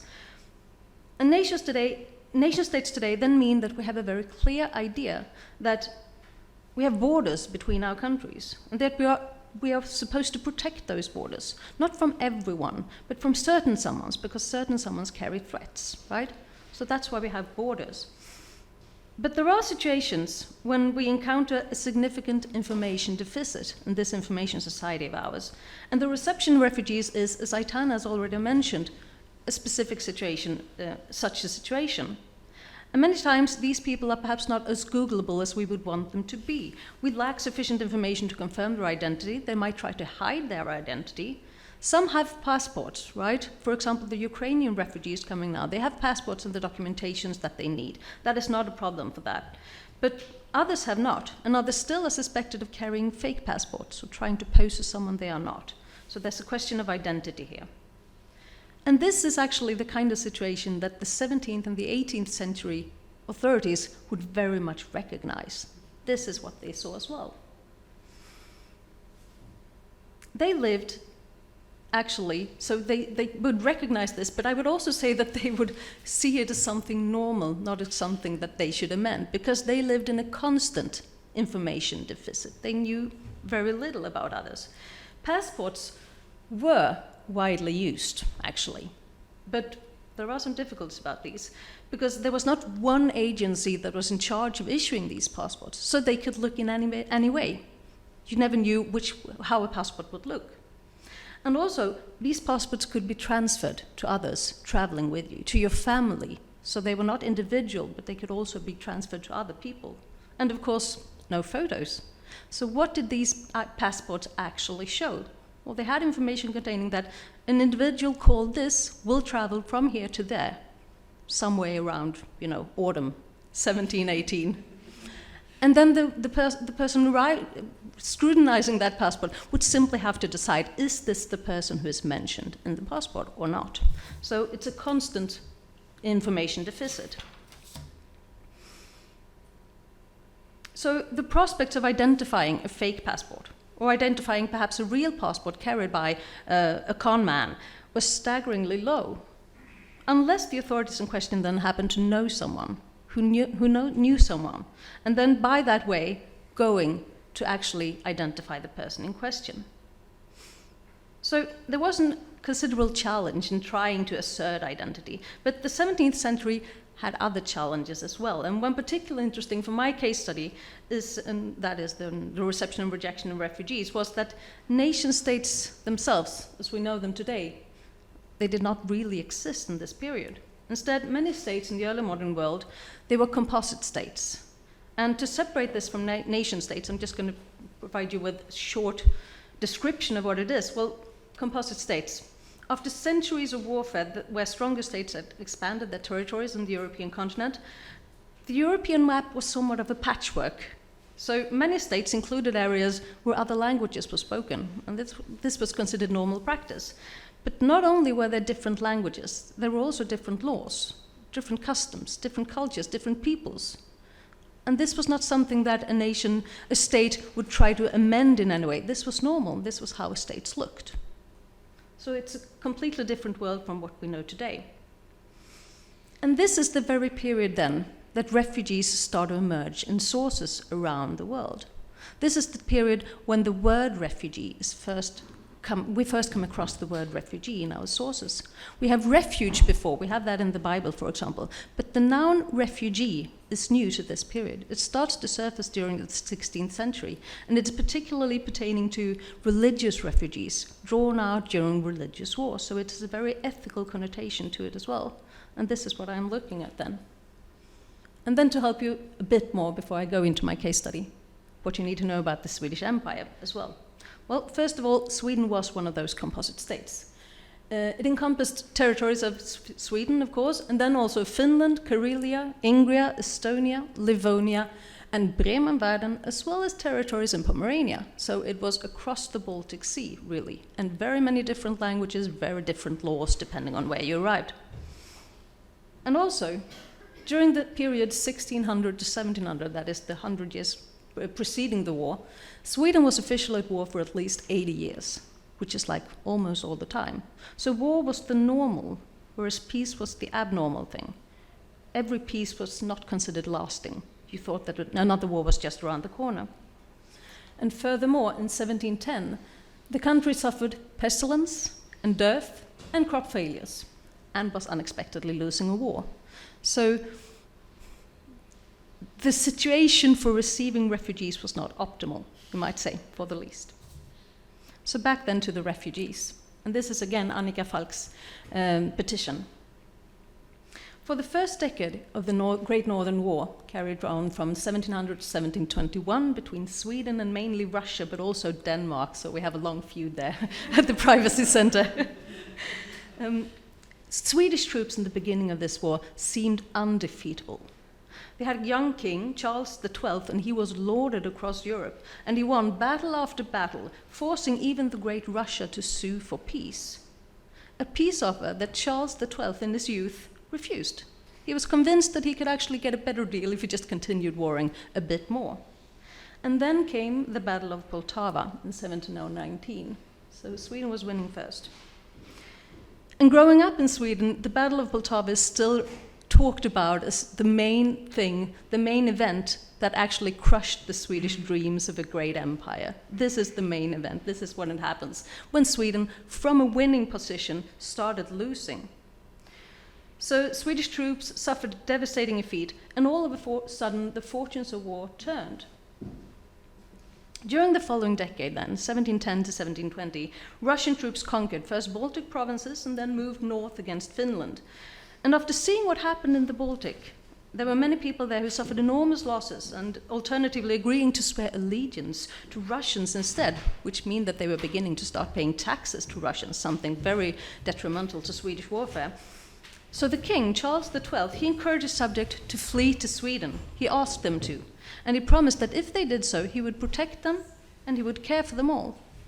So 20 to 30,000 refugees arrived to Sweden's eastern coast. Most of them came to Stockholm, and while the authorities wanted them to move further into the country, the refugees themselves were quite hesitant because they hoped that the war would end soon and then they would be able to return home. So they stayed all around the coast. And Stockholm in 1700 had around 40,000 inhabitants. So that gives you an idea, right? How many people actually arrived. And as a comparison, if we translate the number of refugees who arrived to Sweden during the Great Northern War then into present-day terms, it would be as if 750,000 refugees came over just a decade of years. So it was really a very much a critical situation for Swedish authorities, you might say, to say the least. Most of these refugees came from Finland, but some of them also came from the Baltic countries. And while many of those fleeing from Finland, not all, but many of them spoke Swedish, the ones from the Baltic countries mainly only spoke German. So most came in the early years of the 1710s, that is when Sweden started losing, with a new surge in 1715, which is when Russian troops moved into Finland. Fewer arrived at the end of the war, so it was mainly concentrated towards these 5 years. And the king promised them protection, I mentioned that, right? So he promised to protect them if they only arrived to Sweden. But in the reality, the king delegated this obligation to protect and all matters of protection to local forces. He formed a commission that would receive the refugees, providing them with provisions, and he charged local officials with registering the refugees. We are thankful for that today, of course, because then we know who actually arrived. But most matters, such as actual housing and collecting funds needed for provisions and organizing reception, they were actually not delegated at all. They were simply left to someone trying to pick up. So left to local forces to figure out by themselves how they could actually organize this reception. And I'll now talk some about what kind of information they asked for, these authorities, particularly then the commission. And the state, that is King Charles XII and the men closest to him, offering him advice, they were very, very clear in the instructions to the Refugee Commission. First, they were to find and separate those refugees who were eligible for support from those who were not. And the reason for separating deserving refugees from undeserving ones was simply an awareness that they would never have funds to help them all. They needed to choose some. Which can we help, which can't we? And according to the Commission's instruction, it's dated July 30th, 1712, its main aim was to ensure a fair distribution. We could recognize that aim at least. But the principle of fairness was very different from our principles of fairness. It was built on ideas of compensation and hierarchy. So accordingly, those who had lost the most would also be eligible to gain the most from these helps. So nobles and wealthy burghers, those who had left the country estates in the hands of the enemy, they were the ones to be compensated. And not only for their economic loss, but also for the fidelity they had shown the king in simply leaving their estates behind. During the early modern wars, conquerors frequently made offers to wealthy individuals to retain their lands in exchange for allegiance and obedience. So King Charles XII then took these people's individuals' decisions to flee as proof that they were still loyal to him, that they wanted to be his subjects rather than the Russian Tsars. And after this group had received its share, the instructions stated, the commission should then consider those who had left smaller estates, so we are only still around those who had estates. And the rest of the instruction is then dedicated, and it's the longer part, to those who are undeserving of help, trying to define those. So state servants, for example, those who received a small salary from the state already, they could get help with rent, but they should not get any help for food. They should pay for that themselves. Merchants or artisans, especially those who had managed to rescue some of their property, they were excluded from aid altogether, and they were to find work instead. According to this instruction, the commission was to generate a list of all those refugees and hand it over to the city magistrates so that they could coordinate their efforts. And young and healthy refugees, they were also excluded from help, as they, according to this instruction, should be able to find work with good people for food and clothes. So they were also left to fend for themselves. And finally, those who were poor and fragile, they were not the responsibility of the commission, but should instead be delegated to the poorhouses, not a place that you wanted to be in the early modern period, I might add. It was not a pleasant space. So based on these sources then from the authorities and the commission, protocols and letters such as we just heard, this was what the state wanted to know. Was the refugee in question a nobleman or a wealthy burgher? If not, no support. How much had been left behind? And the more that had been left behind, the more you could gain. Compensation. And could they work? If so, no support. You could fend for yourself. So they were expected to find work instead, right? And the interesting thing I noticed when I looked at my materials, because now we're soon getting back to that petition that I started with, Annika's petition, is that the idea what the authorities asked for was very, very different from the information that the refugees themselves wanted to offer. So that's, the objective, of course, for the authorities was to only support those who were wealthy and healthy. That's who they wanted to receive in their country, who they wanted to help. But offered by the refugees instead then? Well, the refugees, they found it quite difficult to provide the kind of information that the commission asked for, particularly to prove it, how to prove their identity, how to prove how much they had lost. They had no papers, they had no receipts or anything. So they needed documents, and they needed certificates. They had not been able to bring such documents in their flight. Some even testified to the commission that, well, I had a paper saying who I was, but then I was in a small, small boat going across the sea for 2 weeks, and the paper dissipated, of course. So some, the most wealthy burghers and noblemen, they had trade contacts in Stockholm, so this was not an issue for them. People knew who they were already welcomed in the community, and their identity was very easily proved. Others, however, had to find someone that the Swedish authorities knew that could vouch for them. Often priests filled this function, but priests did not necessarily know the refugees, so there's a difficulty there, of course. We have a few stories of violent clashes and angry words exchanged due to the Commission's inability to provide funds for everyone and to identify who was actually the one who was supposed to get funding. And there seems to have been very, very different norms on fairness among the people. Because the people were actually those who were supposed to collect the funds, the people in Sweden, collect funds to hand out to the refugees. They did this in church collects, so organized, but it was all voluntary. So it was regular people's money, peasants, they gave money for these refugees. And once the peasants started to learn that only noblemen got these funds, they were starting to get more reluctant in paying, and you can see why, because they were actually also the ones to receive all these refugees who did not get any support. They were the ones expected to house them and provide for them. So it was a very different kind of, they were not in agreement, to say the least. So,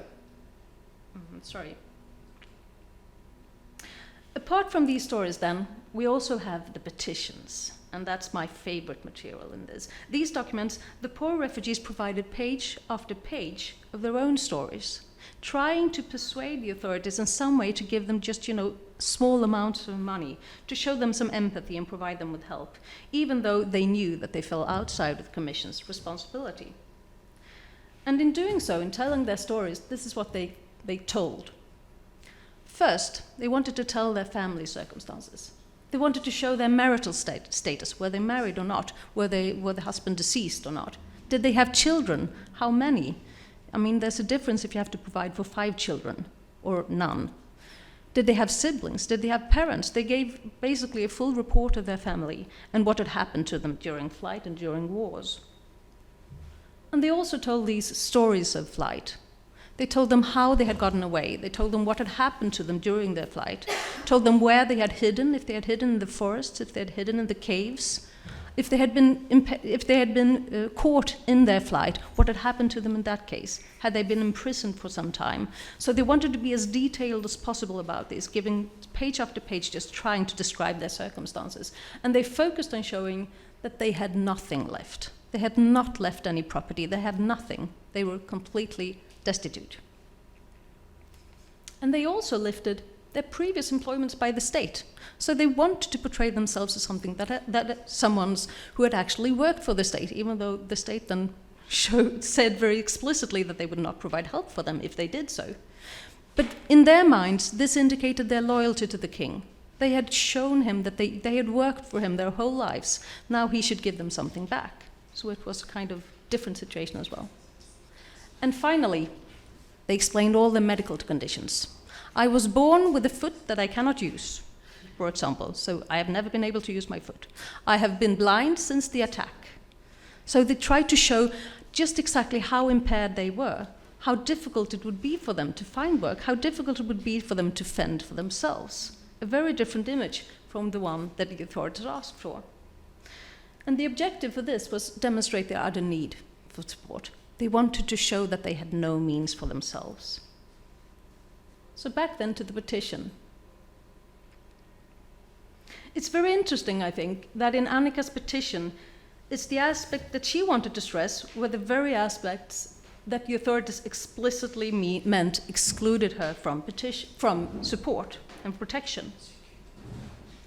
She stressed in this quote, but also in the rest of the petition, that she was poor and she was miserable and a refugee.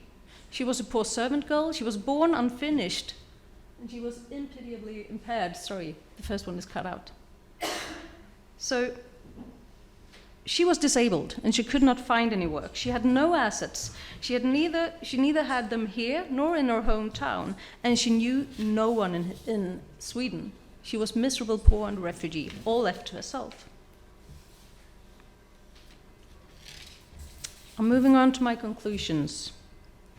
Okay. So here, work. They stressed work. That was one of the main things, right? They all talked about the ability to work in some way. And then the ability to work was proof that you didn't need any support. So they were very much, the state wanted them to be able to work, but at the same time, the refugees, they tried to show that they needed support even though they couldn't work, or precisely because they couldn't work. That was the main issue for them. And today, of course, work is seen as a major advantage, not only by the refugees themselves that Aitana talked about, but also in recipient countries. When discussing refugees, should we accept refugees? Yes, of course, if they can work and make a place for themselves, then they're welcome, otherwise not. So work is still something that the refugee narratives center on.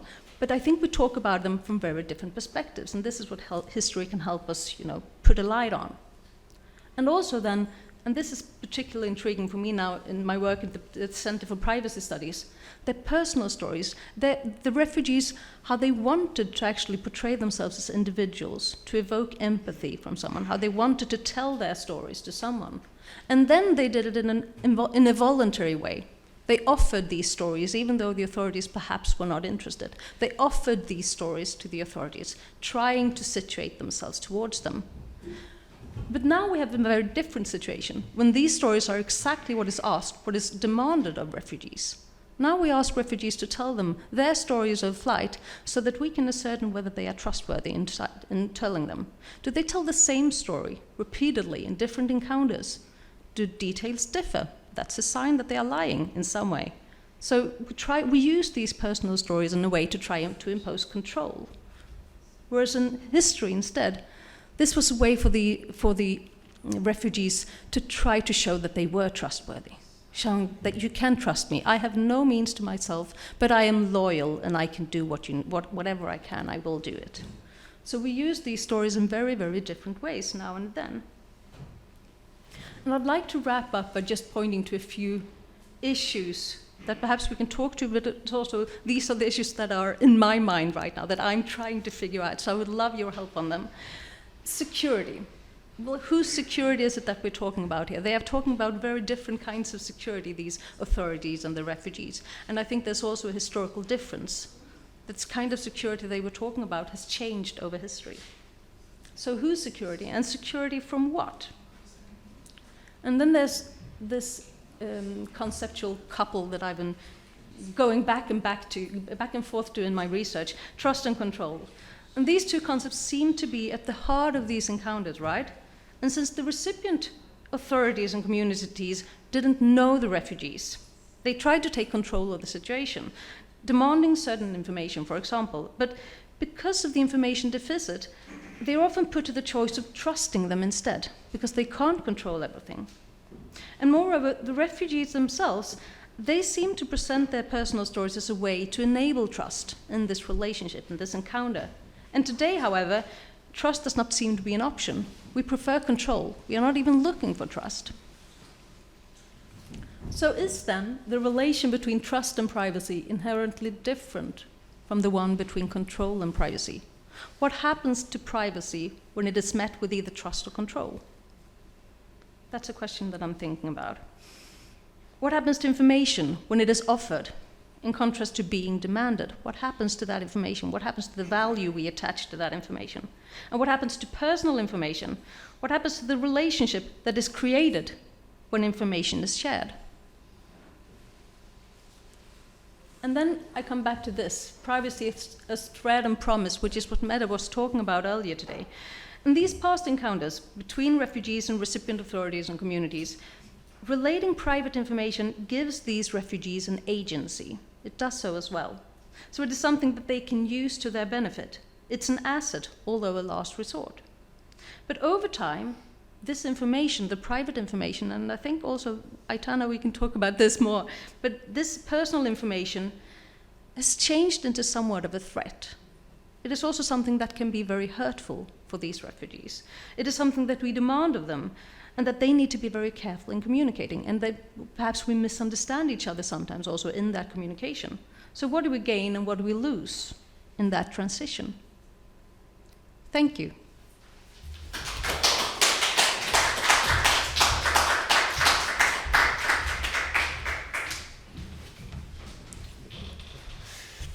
Thank you very much, all the three of you, and now you're welcome to take place here by the table, and we will take questions, and you are also allowed to comment each other's presentations and questions that you have raised in your presentations. But first of all, Joe has a question, so we start with that one. Thank you. It's actually more of a comment, I just first of all wondered how many people in the Danish team speak or read Italian. I can read it. You can read it. Yeah. That's good. So I'll send you a copy of a dissertation about the plague, because you were so compliments to all of you. I really enjoyed your presentations. I just wanted to point out some links between geography and technology, and the dates that we're talking about. Firstly, Natasha was very interestingly talking about measures in 1577.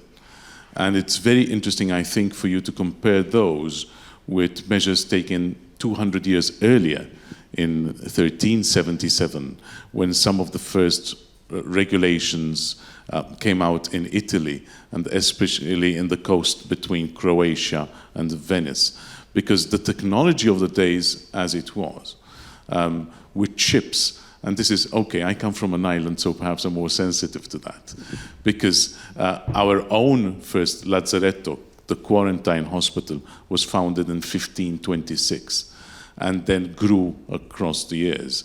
And one of the interesting things I would suggest we put on our massive to-do list for privacy is, how was private space, personal space, and animal space organized in quarantine hospitals? Let's not forget that the word quarantine itself, quarantena, comes from the Italian for 40 days, right? And the plague was fundamental in bringing this about in a structured manner. So if you look at what happened from 1348 onwards, and we study, so I think there's a requirement for historians to study deeper. There have been some studies published, including some from the University of Venice, which I will send to you. But in the period 1348 to 1377, between the outbreak of the great first plague, the Grandi Moria, as the Italians would call it, up to the first regulations coming in on shipping and having to lie at anchor for 40 days before you could go forward, might also help begin to answer some of the questions that Sari was asking. Whose security? And we're talking there about physical security, but also about food security. So food security in maritime ports was always very important, because a number of them, especially like Venice, could not really feed themselves. They were reliant on imports of grain, they were reliant on other imports of animals. And I suggest something else we need to look at is the relationship with the lack of proper medical knowledge. They knew that it spread, they did not understand exactly how it spread, so from a security point of view, they were also looking at, what do we do? A merchant arrives with 40 cows. Do we put the merchant to one side, the cows to another, keep the cows, kill the cows, etc.? Another interesting point on information and the loss of information is the fumigation of materials. A number of lazzarettos or quarantine hospitals had special rooms set apart to fumigate, because they had an idea that fumigation was not introduced from the beginning, it was introduced later, but it's also interesting to see whether personal papers were subjected to fumigation or actually were lost thanks to fumigation. They got an understanding that you could fumigate clothes. They got then an understanding you could fumigate paper, but sometimes they use the paper to fumigate the clothes with. So there are so many interesting dimensions in what you're doing that I can only think of ways how to increase the size of your to-do list rather than decrease it. But don't lose out on these dimensions too. And if you don't read, this takes us to the final multidisciplinary point. It's so important for the teams to have multiple languages, right? So, and this is where you can beg, borrow, or steal, or bribe people, right? Legitimately, with your conscience clean, right? Find somebody who can help you out with the comparative analysis, because we need to build a timeline. So I suggest, and this is where I would offer our department in Malta, and if you have objections to spending some time in the sun, do let us know. But I would suggest that one of the next comparative studies, and I volunteer to help out in this, is that we start constructing a timeline, and we don't start it in the early modern, but we would start it in 1348, right? Let's start with that date, and let's move forward, constructing the timeline and trying to understand what was in common and what was not. My final piece, and this is something where we would be very happy to show you, because there's a very fine collection in Malta, and there are no excuses. You must visit this physically, because you can't see it otherwise. information. One of the points that Sari was talking about is the flow of information in society, and how she was showing an old map. Now, maps and the publication of maps was was the way to communicate information across the ages.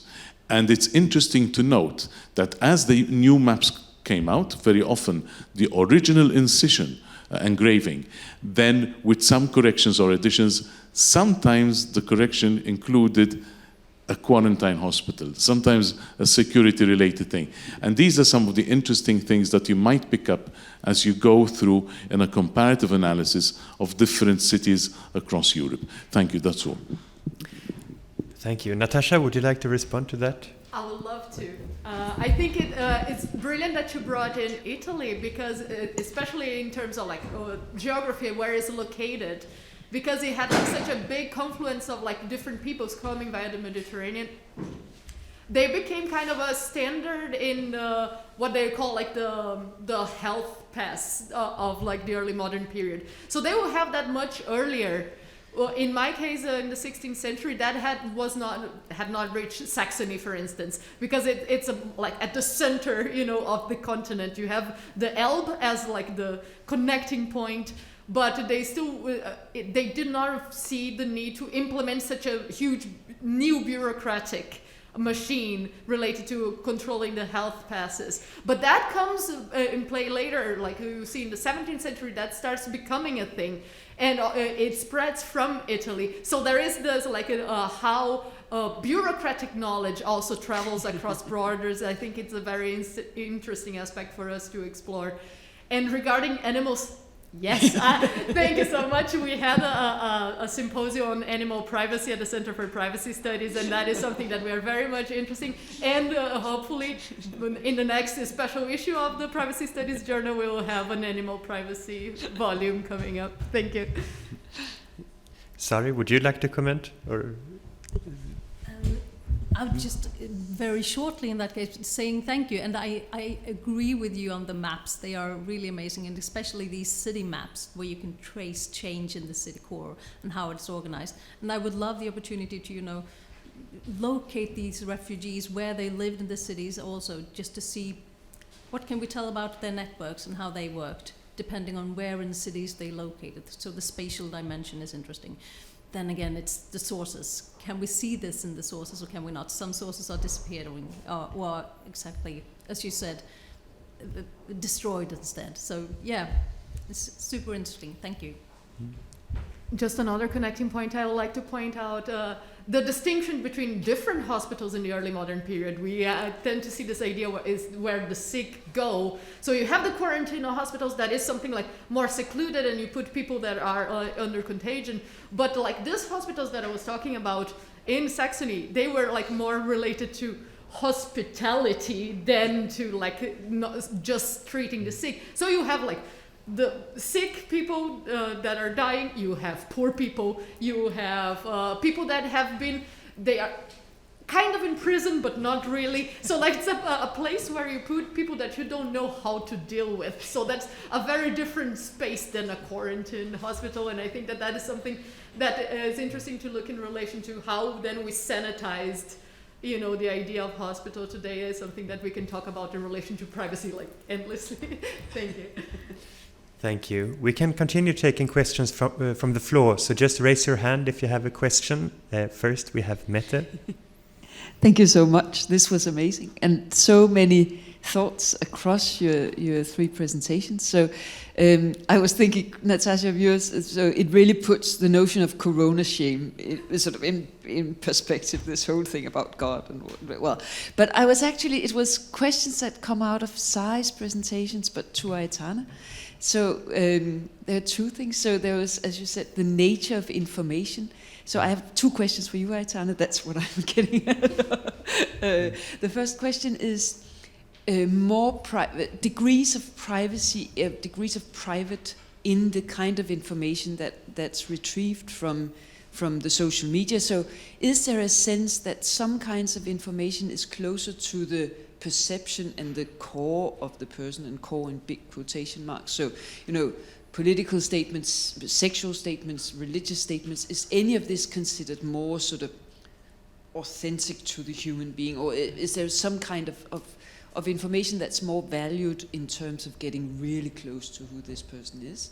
So that's one question. And the other question is about the worthy refugee. So we were all laughing about the noble, but actually we also have a sense of the good refugee, don't we? I mean, what is a good refugee? And I think that sometimes where history, it's so clear when you look at it historically and you're saying, they had all these beliefs in God and whatnot, and they had all these conceptions. But actually we have them as well. And I think so actually I think my question is, what is our notion of the good refugee?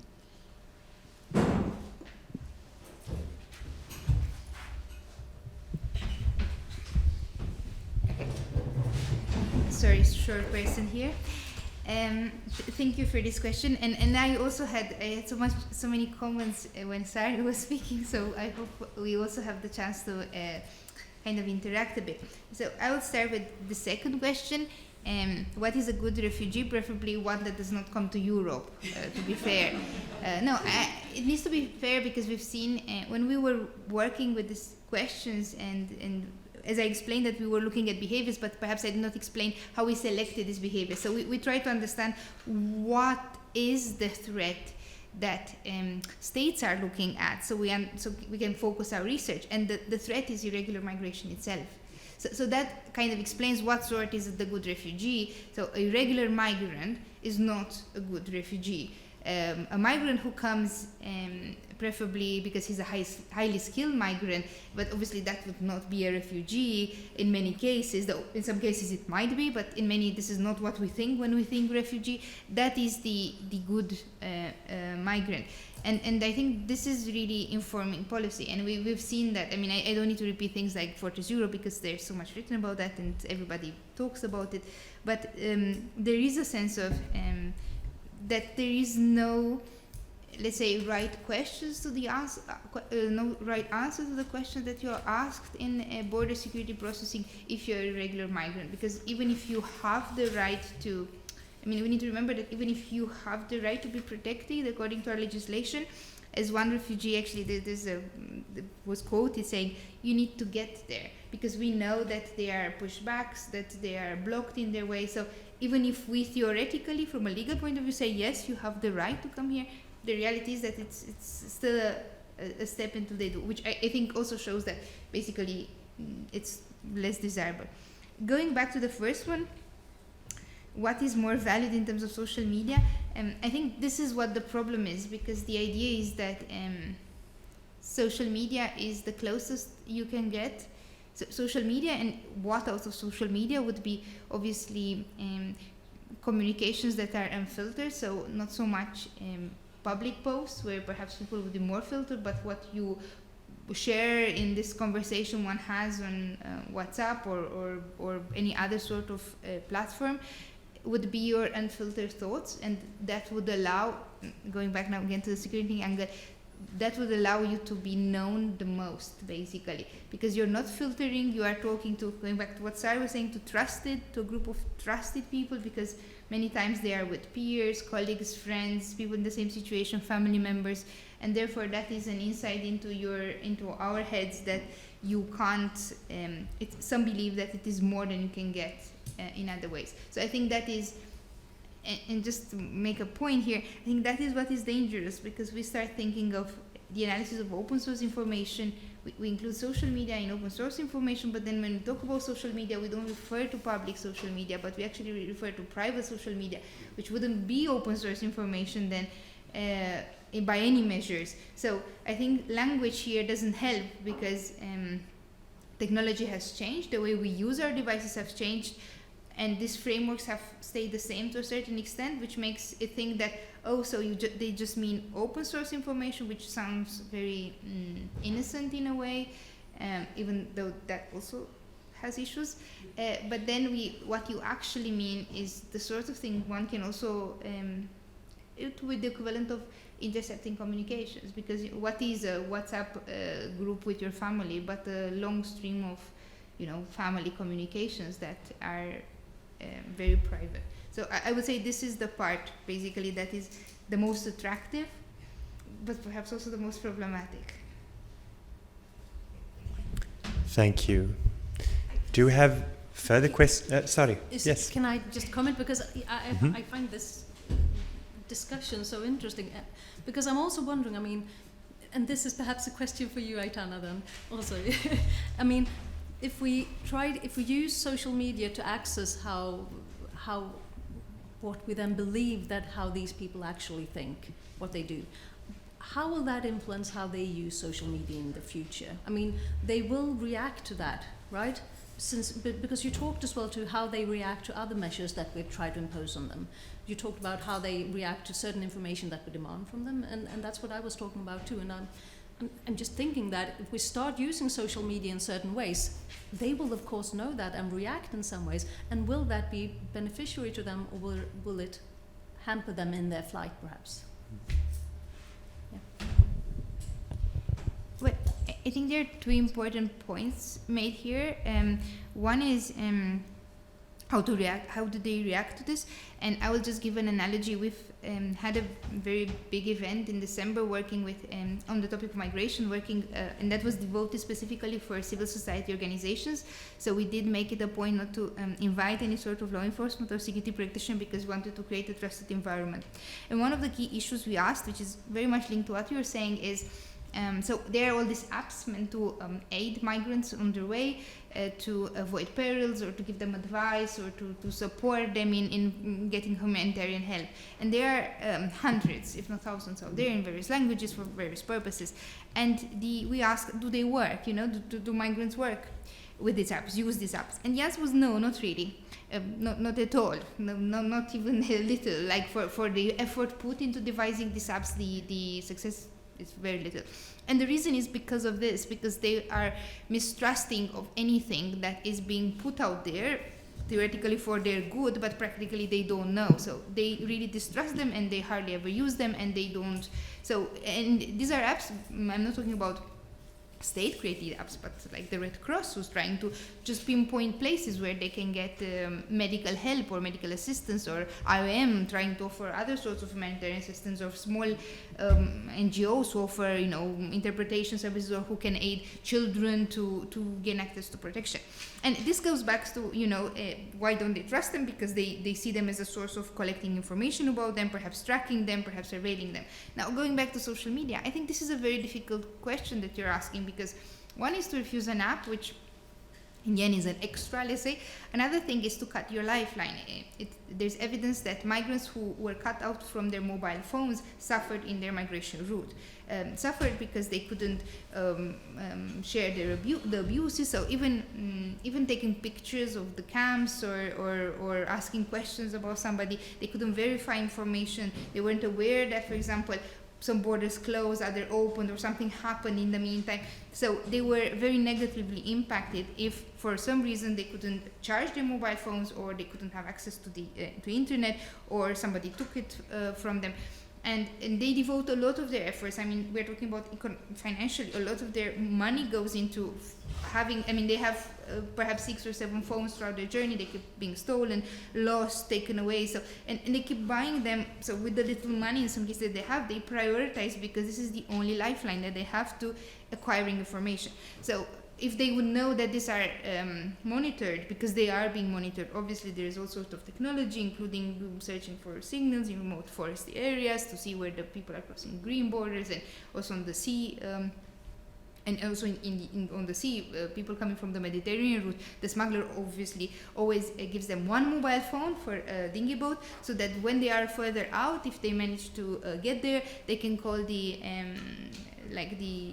alarm phone or another NGO and ask for help to be rescued, because there is very little expectation, especially on the Mediterranean, especially during the time of storms, that they would actually manage by themselves to reach the coast of Italy or Malta. So if they would know that, it's very difficult, because they wouldn't have an alternative, an easy alternative. I mean, remember that, so I did mention that if they are illiterate, for example, recording messages is always sometimes for them the only way, interpretation services. So it's not as easy to say, for them, an app, fine, they don't need to use them, but all these other services can be quite essential. So it's a bit like lose-lose situation or a win-win situation, I don't think there is an option. As for the second, with the change of behavior, so I don't think there's a change of behavior, and we're not seeing a trend of seeing less mobile phone use or less social media use. Quite the contrary. There is even, for example, smuggling is being done quite openly on social media by smugglers who advertise or for promotions. That it has, if anything, created a market for this more than ever before. But the rejection of collection of information, I think, is actually very detrimental, because there are cases when they should provide information that could benefit. For example, Malta is struggling, not only Malta, but I can give this example because I know it better, with the assessing the age of young migrants. Because they don't declare that they are minors, because they think that that information is collected for certain purposes. And it also has to do with beliefs, because in some cases, just anecdotal, we have a colleague who's now going to defend his Viva, so one of my and Joe's PhD students, and he comes from Ethiopia. And it has been a running joke, because whenever he's asked what his age is, he always says something and then he says, but it's like fake. And it is true, because in their case, births are not recorded. His birth date was artificially established when he went to make a passport, and their beliefs about the importance of a birth date, of knowing your age for that matter, are very different from ours. So it is true. His information in his passport is, from our point of view, fake information. We don't know if he's of that age. He looks more or less, but he could easily be 2, 3, 4 years older or younger. So in some case, they do reject giving information, either because culturally there are certain social norms and they don't see the importance, but sometimes they reject it because of the beliefs that they have of the importance. So we struggle greatly with age, and minors would be protected and put separately, even in the camps. They would, in the refugee camp, they would have separate accommodation, and they do not.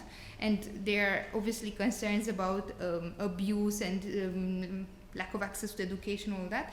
And secondly, I think the other huge problem is, for example, sexual orientation, because, and we've recently been, we are working on a project linked to the prevention of exploitation among youth, of sexual exploitation, and migrants are given as an example, because this sort of information needs to be collected for their own benefit in some cases, so that they are, it's very important to know, so that they are put in separate groups or to be protected, because sometimes they are culturally, in their cult, they come from a cultural group where it is not acceptable to have, but they don't divulge it because of first fears from their home country or from en route country, fears about what that means in the country of destination, that because they say that, I don't know, they are homosexual or trans, that might affect it. And that's a case where actually their denial of providing sensitive information is very problematic, because there are countries where this is done forcefully in a way, but then there's very good protection offered because of this. So there are spaces where they can go and people who they can talk to, and a lot of assistance and counseling. And there are countries, for example, like Malta, where this is not being asked. And is it for their benefit that this is not being asked? We can say, yes, their privacy is protected, but is it fine for somebody to share a space with others, many others in this case, because we're not talking about private spaces, because we have these containers where, I don't know, several individuals, and they are allocated to them in accordance to their identified gender, like how the border security identifies it, and their orientation is not asked. And if they are discovered to have different sexual orientations, then culturally, and they are put there according to their country that they come from, so not even their religious or ethnic or any other identity. So I think that is very problematic. I think there are cases where, if you need to create a framework to have the trust to ask certain questions and then provide protections for the answers, and to also communicate why are you asking this question. They're not asking out of curiosity or discrimination, which is obviously the first belief that they have. It wouldn't be for protection, because this is not their experience. Thank you. We have a new question from the floor. Martin. Yeah, also thanks from my part for a wonderful panel. And in a way it's a follow-up question, or it's basically to continue the same discussion. Because each of you talked about basically documents that sort of mediate, documents of mediation somehow. So that, I mean, voluntary or involuntary when it's open source. I mean, things that are harvested from social media. You could say each of them with a kind of delicate mix of top-down and bottom-up mechanism. I have a very specific question to Sari, which is about, you could say, the nature of these petitions. I mean, were they all autographs? So were they actually written by the people who petitioned? And that sort of opens up to my general question to the three of you. And it's basically, I mean, it's the same discussion. It's about expectation management. Because what I found really striking in these petitions is that there's a mismatch between what they do and what is expected from them. And I mean, in an early modern society, I find this incredibly striking, because obviously you work in a context where interaction, especially written interaction, is to some degree codified. So that's also where my question about the authorship comes in. So I wonder how you can explain that mismatch. But in a way, it also goes to Natasha's lecture, and also the whole discussion about sort of the expected readership of what you put on social media. For the ordinances, the same thing. I mean, you mentioned sermons, so how was somehow the effectiveness, or you could say the arrival of the message accounted for, or you could say encoded in the message itself, and what were the expectations there? And again, I had the exact same question about social media. So you would expect that when people become aware that social media are being read, that they would adopt their behavior. So, but that's my question. So how is you could say again the expected publicness, readership, or effectiveness of these messages sort of encoded in the way they are being written? I start, okay? Yeah, good. Thank you. Excellent question. Because these petitions are, I mean, we get personal stories in them, but most of the time they are written by professional scribes. But they are not, I mean, their structure is very similar to each other. So these scribes know how to make a petition. They know how to present their arguments. But at the same time, the details are very specific. So they differ enormously depending on which petition. So it seems to be personal stories in them, but then reinterpreted by a scribe and presented in a way that the royal family, which is usually the ones who are recipients of these, will receive in a beneficial manner. And that's also the thing, why there is a possibility for mismatch here. Because, I mean, the king delegated the responsibility to protect them to the commission and to local authorities. But these petitions are not directed towards them. They are directed directly to the king. So they are trying to circumscribe this whole delegation. Because the king still has this obligation to protect his people. He has this obligation. Nevertheless, whether he delegates it or not, it is still his individual protection, right? His obligation to protect. So they're trying to circumvent the order that he has instilled. And it is not they do not succeed very often. But some of these petitions are then delegated towards the commission and then we have a small note saying, give this people money. so sometimes they were actually successful, and it's that perhaps shimmer of hope that they were just hoping to get. So yeah, it depends on the reader then. It does. So thank you so much for the question. It's something I wanted to mention in my presentation and just escaped my mind, but with the ordinances, not all ordinances are created equally. So if you think about, you have like the religious ordinances that comes directly from the priests around the elector, like putting on the guidelines, because it's the period of the Reformation, you have a lot of uncertainty. So what is the protocol? What the pastors should do? And then they come together, and then the elector puts out, like me, the elector, I'm saying this is how it should be done. But it's a collective group of different specialists. So police ordinances, you have legislators, and also administrative powers in the city that is like, we need to take care that the streets are clean, people are not making too much noise, all of those kind of things. And medical ordinances are actually completely different. They are written directly by the doctors, and then they are dedicated to the ruler in the hopes that they would like follow the medical guidelines, and that then the population would abide by them, and also probably get some sponsorship from the prince. So they are created with a more of a lack of a normative power, exactly. So it really comes to like who is talking to the people to know like what actually the population does. And then like the pastors in their sermons come into that. But also the pastors were, at the same time that they were like presenting a little bit of like this normative rules that were being created, they're controlling as well. So it's something that I wanted to connect with what you said about like social media is seen as something that is unfiltered because we don't know exactly what people were thinking and we cannot access that. And that was an early modern concern all the time, especially with the confessional wars. You don't know what people actually believe.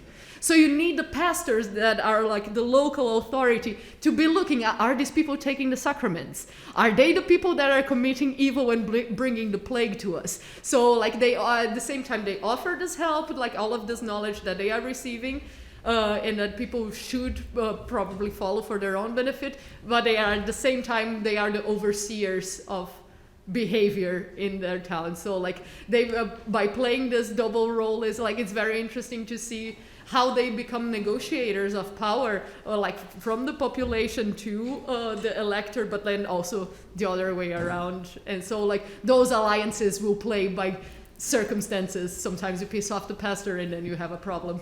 Yeah. Thank you very much. Yes, okay. Sorry. Yeah, I think in this case we have three types of audiences, and they are quite different.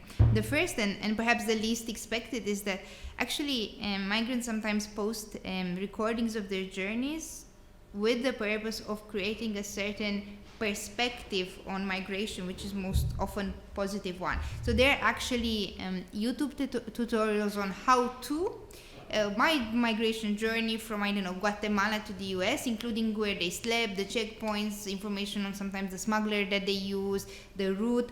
And the problem of that is that other people watch them. So the audience is other migrants, and the problem is that they watch them and think, oh, if it's in YouTube and this person did it, I can do it myself. And the reality is that is a very deadly migration route, and it does not work like that. So it does create actually change of behaviors. And there were cases, for example, of Tunisian Instagrammers who did like live stories on Instagram of their irregular migration from Tunisia to France and settling down in France, and they looked at like, and they make it look like a very glamorous experience, like they were on this boat and they were having fun and laughing, and they arrived. As I said, this is the least known phase, but they do exist. People watch them, and this is obviously on the Mediterranean route, which is the deadliest migration route. So obviously other people take heart in those and then replicate that behavior. Well, it's not that behavior because probably they did have many more safeguards. Probably that was not a dinghy, it was a real boat, and they had also the financial resources. So so one audience is this, and it is very problematic because it creates expectations of how the migration will be, how the resettlement will be, how the asylum procedure will be, which are unrealistic and many times are very detrimental to the migrants themselves, because when they discover this is not the truth, they really are not prepared, not logistically, not mentally, not emotionally. So this is quite a problematic, and it has really developed in the last years, this sort of successful stories on different channels which are made public for the migrant audience. The second is, so out of the three audiences, the second is a sort of market. Social media is a marketplace. It's the place where you find others like you find information, you find the smugglers offer the services. There are even cases now, more often than not, because of the push that European states have, but also the US on smuggling and prosecuting it, that migrants just use messages to direct, so they don't accompany the migrants themselves physically, they just accompany them remotely by sending them messages and telling them where do they need to go and giving them locations. And so it is very much, the audience there is obviously offer and service. So basically it's what the migrants request and the service being offered. And the third, and which is the most important, and which is what obviously it offers the most value for understanding behavior, is just the audience are the others, their family groups and their peers with whom they are in constant communication, because that probably provides the most insight, not so much on the logistics, but on their situation. That makes you understand their state of mind, what their plans are, how they are planning to do things, if they're going to lie or not about their identity, because they already think about these things, if they are suffering, if they've been raped, tortured. So that is perhaps the most fruitful one, and that would just be basically the sort of typical communication, though perhaps of a different value that we also have, I think constantly most of us do have with groups of our close people on various platforms. So that's, like say, the third audience and types of communication. Thank you very much. I also had questions regarding this private information, because I think you're circling around that so much. Mette posed a very good question, which was a follow-up question also on your question, Sari, there, which was very much food for thought. I was thinking perhaps from a user perspective, or from people, private information seems to be two things. It could be something hidden or a tool which you can use. And if we lift this to kind of the topic of the conference, I wonder, is this something that makes data protection very difficult, that it can be two different things in that way, something you can use as a tool or something that should be hidden? What do you see in your cases? I start? Perfect. Thank you. Yes, it's a bit of a difficult question to answer, I'd say, but one way to think about it is to think about it historically then, because I think that something, when we use it in a certain way, and that's also the grounds for me asking the question to Aitana earlier, when we use information in a certain way, that has reactions in the ones who are receiving the information. They start seeing how we use them and they adapt, right? So that's how information works. We create a certain relationship that is dynamic rather than static. So it will constantly change. And that's what I think it would be so interesting to see how private information is shared and what reactions that type of sharing has, and how we then react to that type of sharing by creating another type of sharing and asking for other information. I think the historical perspective there would be really, really illuminating as to what we define as private today. I think that is something that has grown because of how we have used this kind of information in the past and perhaps then in the future.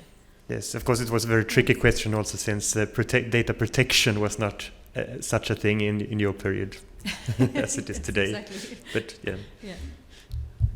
I think that is a different aspect of sharing information as a tool. Like as you see in your petitions, like just declaring information that you think it's useful to you. So you give a lot of private information that it might not be the tool that you think it is in your example, but that relates to us today is that certain information, like if it's shared, the cat is out of the bag.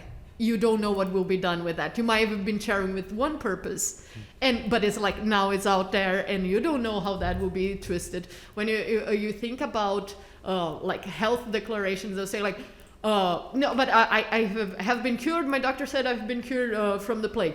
Oh, but then you have been into the plague region. Okay, who came with you? And like you can create like a spread that you don't expect.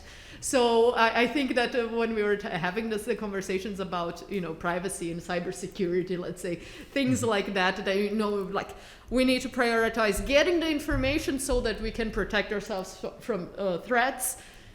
Once the cat is out of the bag, what do you do then? And that has been a problem that has affected us historically. So we need to look back and see like what kind of consequences people had to try to use private information as a tool. I think that is also an important aspect.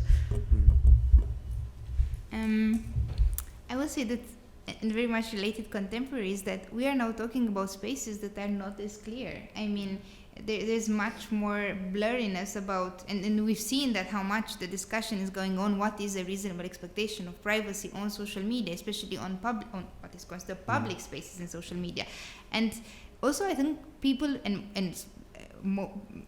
not even talking about migrants, but I'm talking about every person, doesn't realize how much is possible out there with the information that you share, even the public information. I mean, I think, and I'm going back to the issue of Cambridge Analytica, I think it was a very good example of what is possible out there that people did not even imagine it is possible in terms of social psychology and manipulation of behavior based on information collected. So I think this is much more blurry because yes, you have data protection, though I would argue that there are states who do not protect the citizens of other countries to the same standards as their own citizens. Obviously, Europe is not the case, but in other countries there is the case. So obviously, if you're a migrant or a refugee, in my example, you don't necessarily benefit from the same protection. using a security language for irregular migration means that they are by default a security threat, which gives you extraordinary powers, and this has been a long-standing criticism from humanitarian agencies on the language of migration, that basically if the person is a threat by default, then you can obviously limit their privacy. So I think even if we have the safeguards today, they're not necessarily the mix between the development of technology, the way people use it, these parts of who they are, the security part. I don't think it's that clear. It's obviously what you were saying, is personal information a tool for security? Certainly. So certainly it is a tool in analytics. This is how security analysis is based on, in trying to collect as much information about the subject. If irregular migration is a threat, irregular migrants are a legitimate subject of information collection and analysis. So it is clear. Do we have safeguards? Yes, there are many safeguards, and there's a lot of oversight and different sorts of oversight for different sorts of analysis, but I don't think there's a one answer that fits it all. No, it was not a one answer question, I guess. Yeah, thank you very much.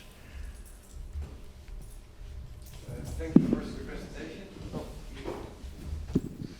Hi, Frederik Borgesius, University of Nijmegen in the Netherlands. Thank you for your presentation. And a question to Dr.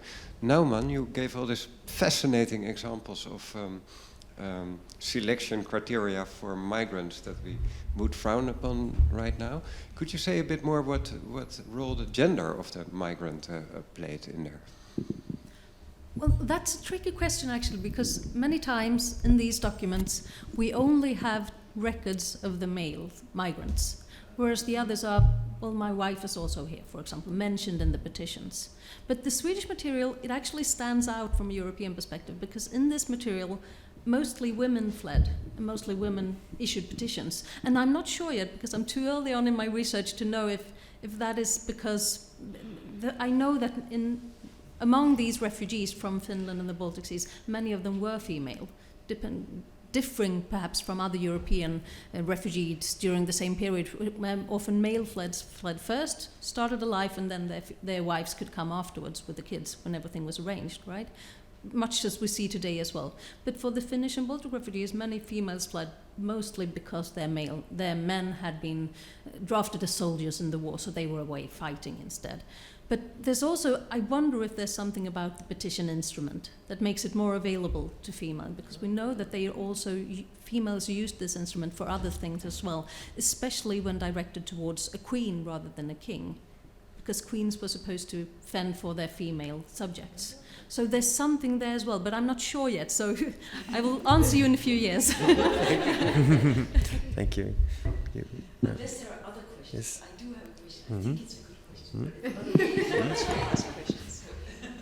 So I announced in my opening that I wanted this conversation to put the human being back into the privacy discourse, and I'm going to come back to that throughout the day. But so now we've been talking about the human being in the refugee, but there is also the human being in the chain of command that both Sai and Natasha mentioned. So this whole way in which ordinances trickled down in the system, and eventually there'd be some kind of, you talked so well about Sai, whether somebody picked it up, right?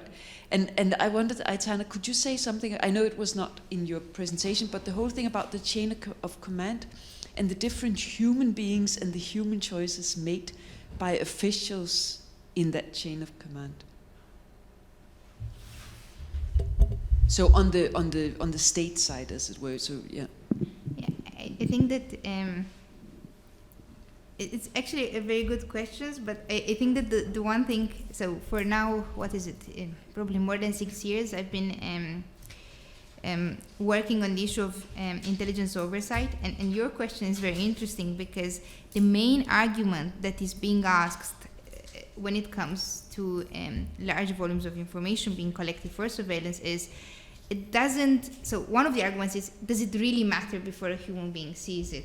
Which is an interesting point of view from the security standpoint, which is why, because interception of communication is done automatically by a system, so, and they are saying, if it's done like that, does it matter until the first person uses a filter to filter through it and extract out of the big volume of data irrelevant information? And the reason was, it was believed that it was less invasive if nobody sees it. So even if you have it, but a human being does not see it, it's just the machine does it. So obviously it's not, from many point of view, it's not a legal argument, but it has been culturally, I think, one of the most invoked by security practitioners, like saying that before the first filter is applied, it doesn't matter, basically. It's not an invasion of your privacy, especially in things like this where you would collect because, for example, in the field of migration, you would look for signals, as I said, in large forested areas or on the sea. So we are not talking about conversation of somebody, but just like knowing that they are there, they are illegally crossing the border, and trying to do a pinpointing, a GPS pinpoint, so that you can go and stop them or arrest them most often.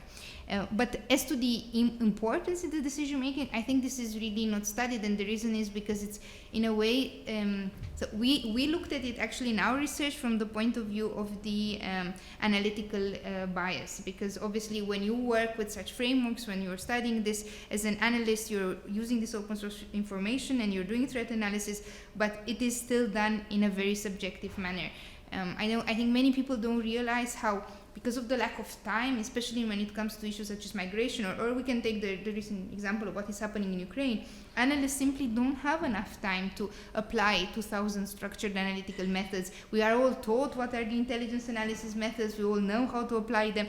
You don't have time for that. So many times analysis is done in a very intuitive and subjective manner, including for security purpose, including for decision making. So what policymakers see is just basically the judgment of an analyst based on a lot of experience, previous information, historical data, research data, but their own subjective judgment in the end. I mean, the way they do the risk assessment, so what I was presenting as a model, that needs to be put into a risk assessment. And then the way they weigh different factors and the way they say they have some guidelines, but in the end, it is a decision. So I think that is very important in a way, because there are so many individuals in out which actually formulate our, I'm going back to Sari, our perception of threat, because they are the ones who will select the threats, how they describe them, and they are invisible because they belong in bigger and not transparent communities. So, and I think that inside these communities, there's much more focus on the individual, because, for example, analytical bias is a huge subject of debate in intelligence studies and how to avoid it or limit it.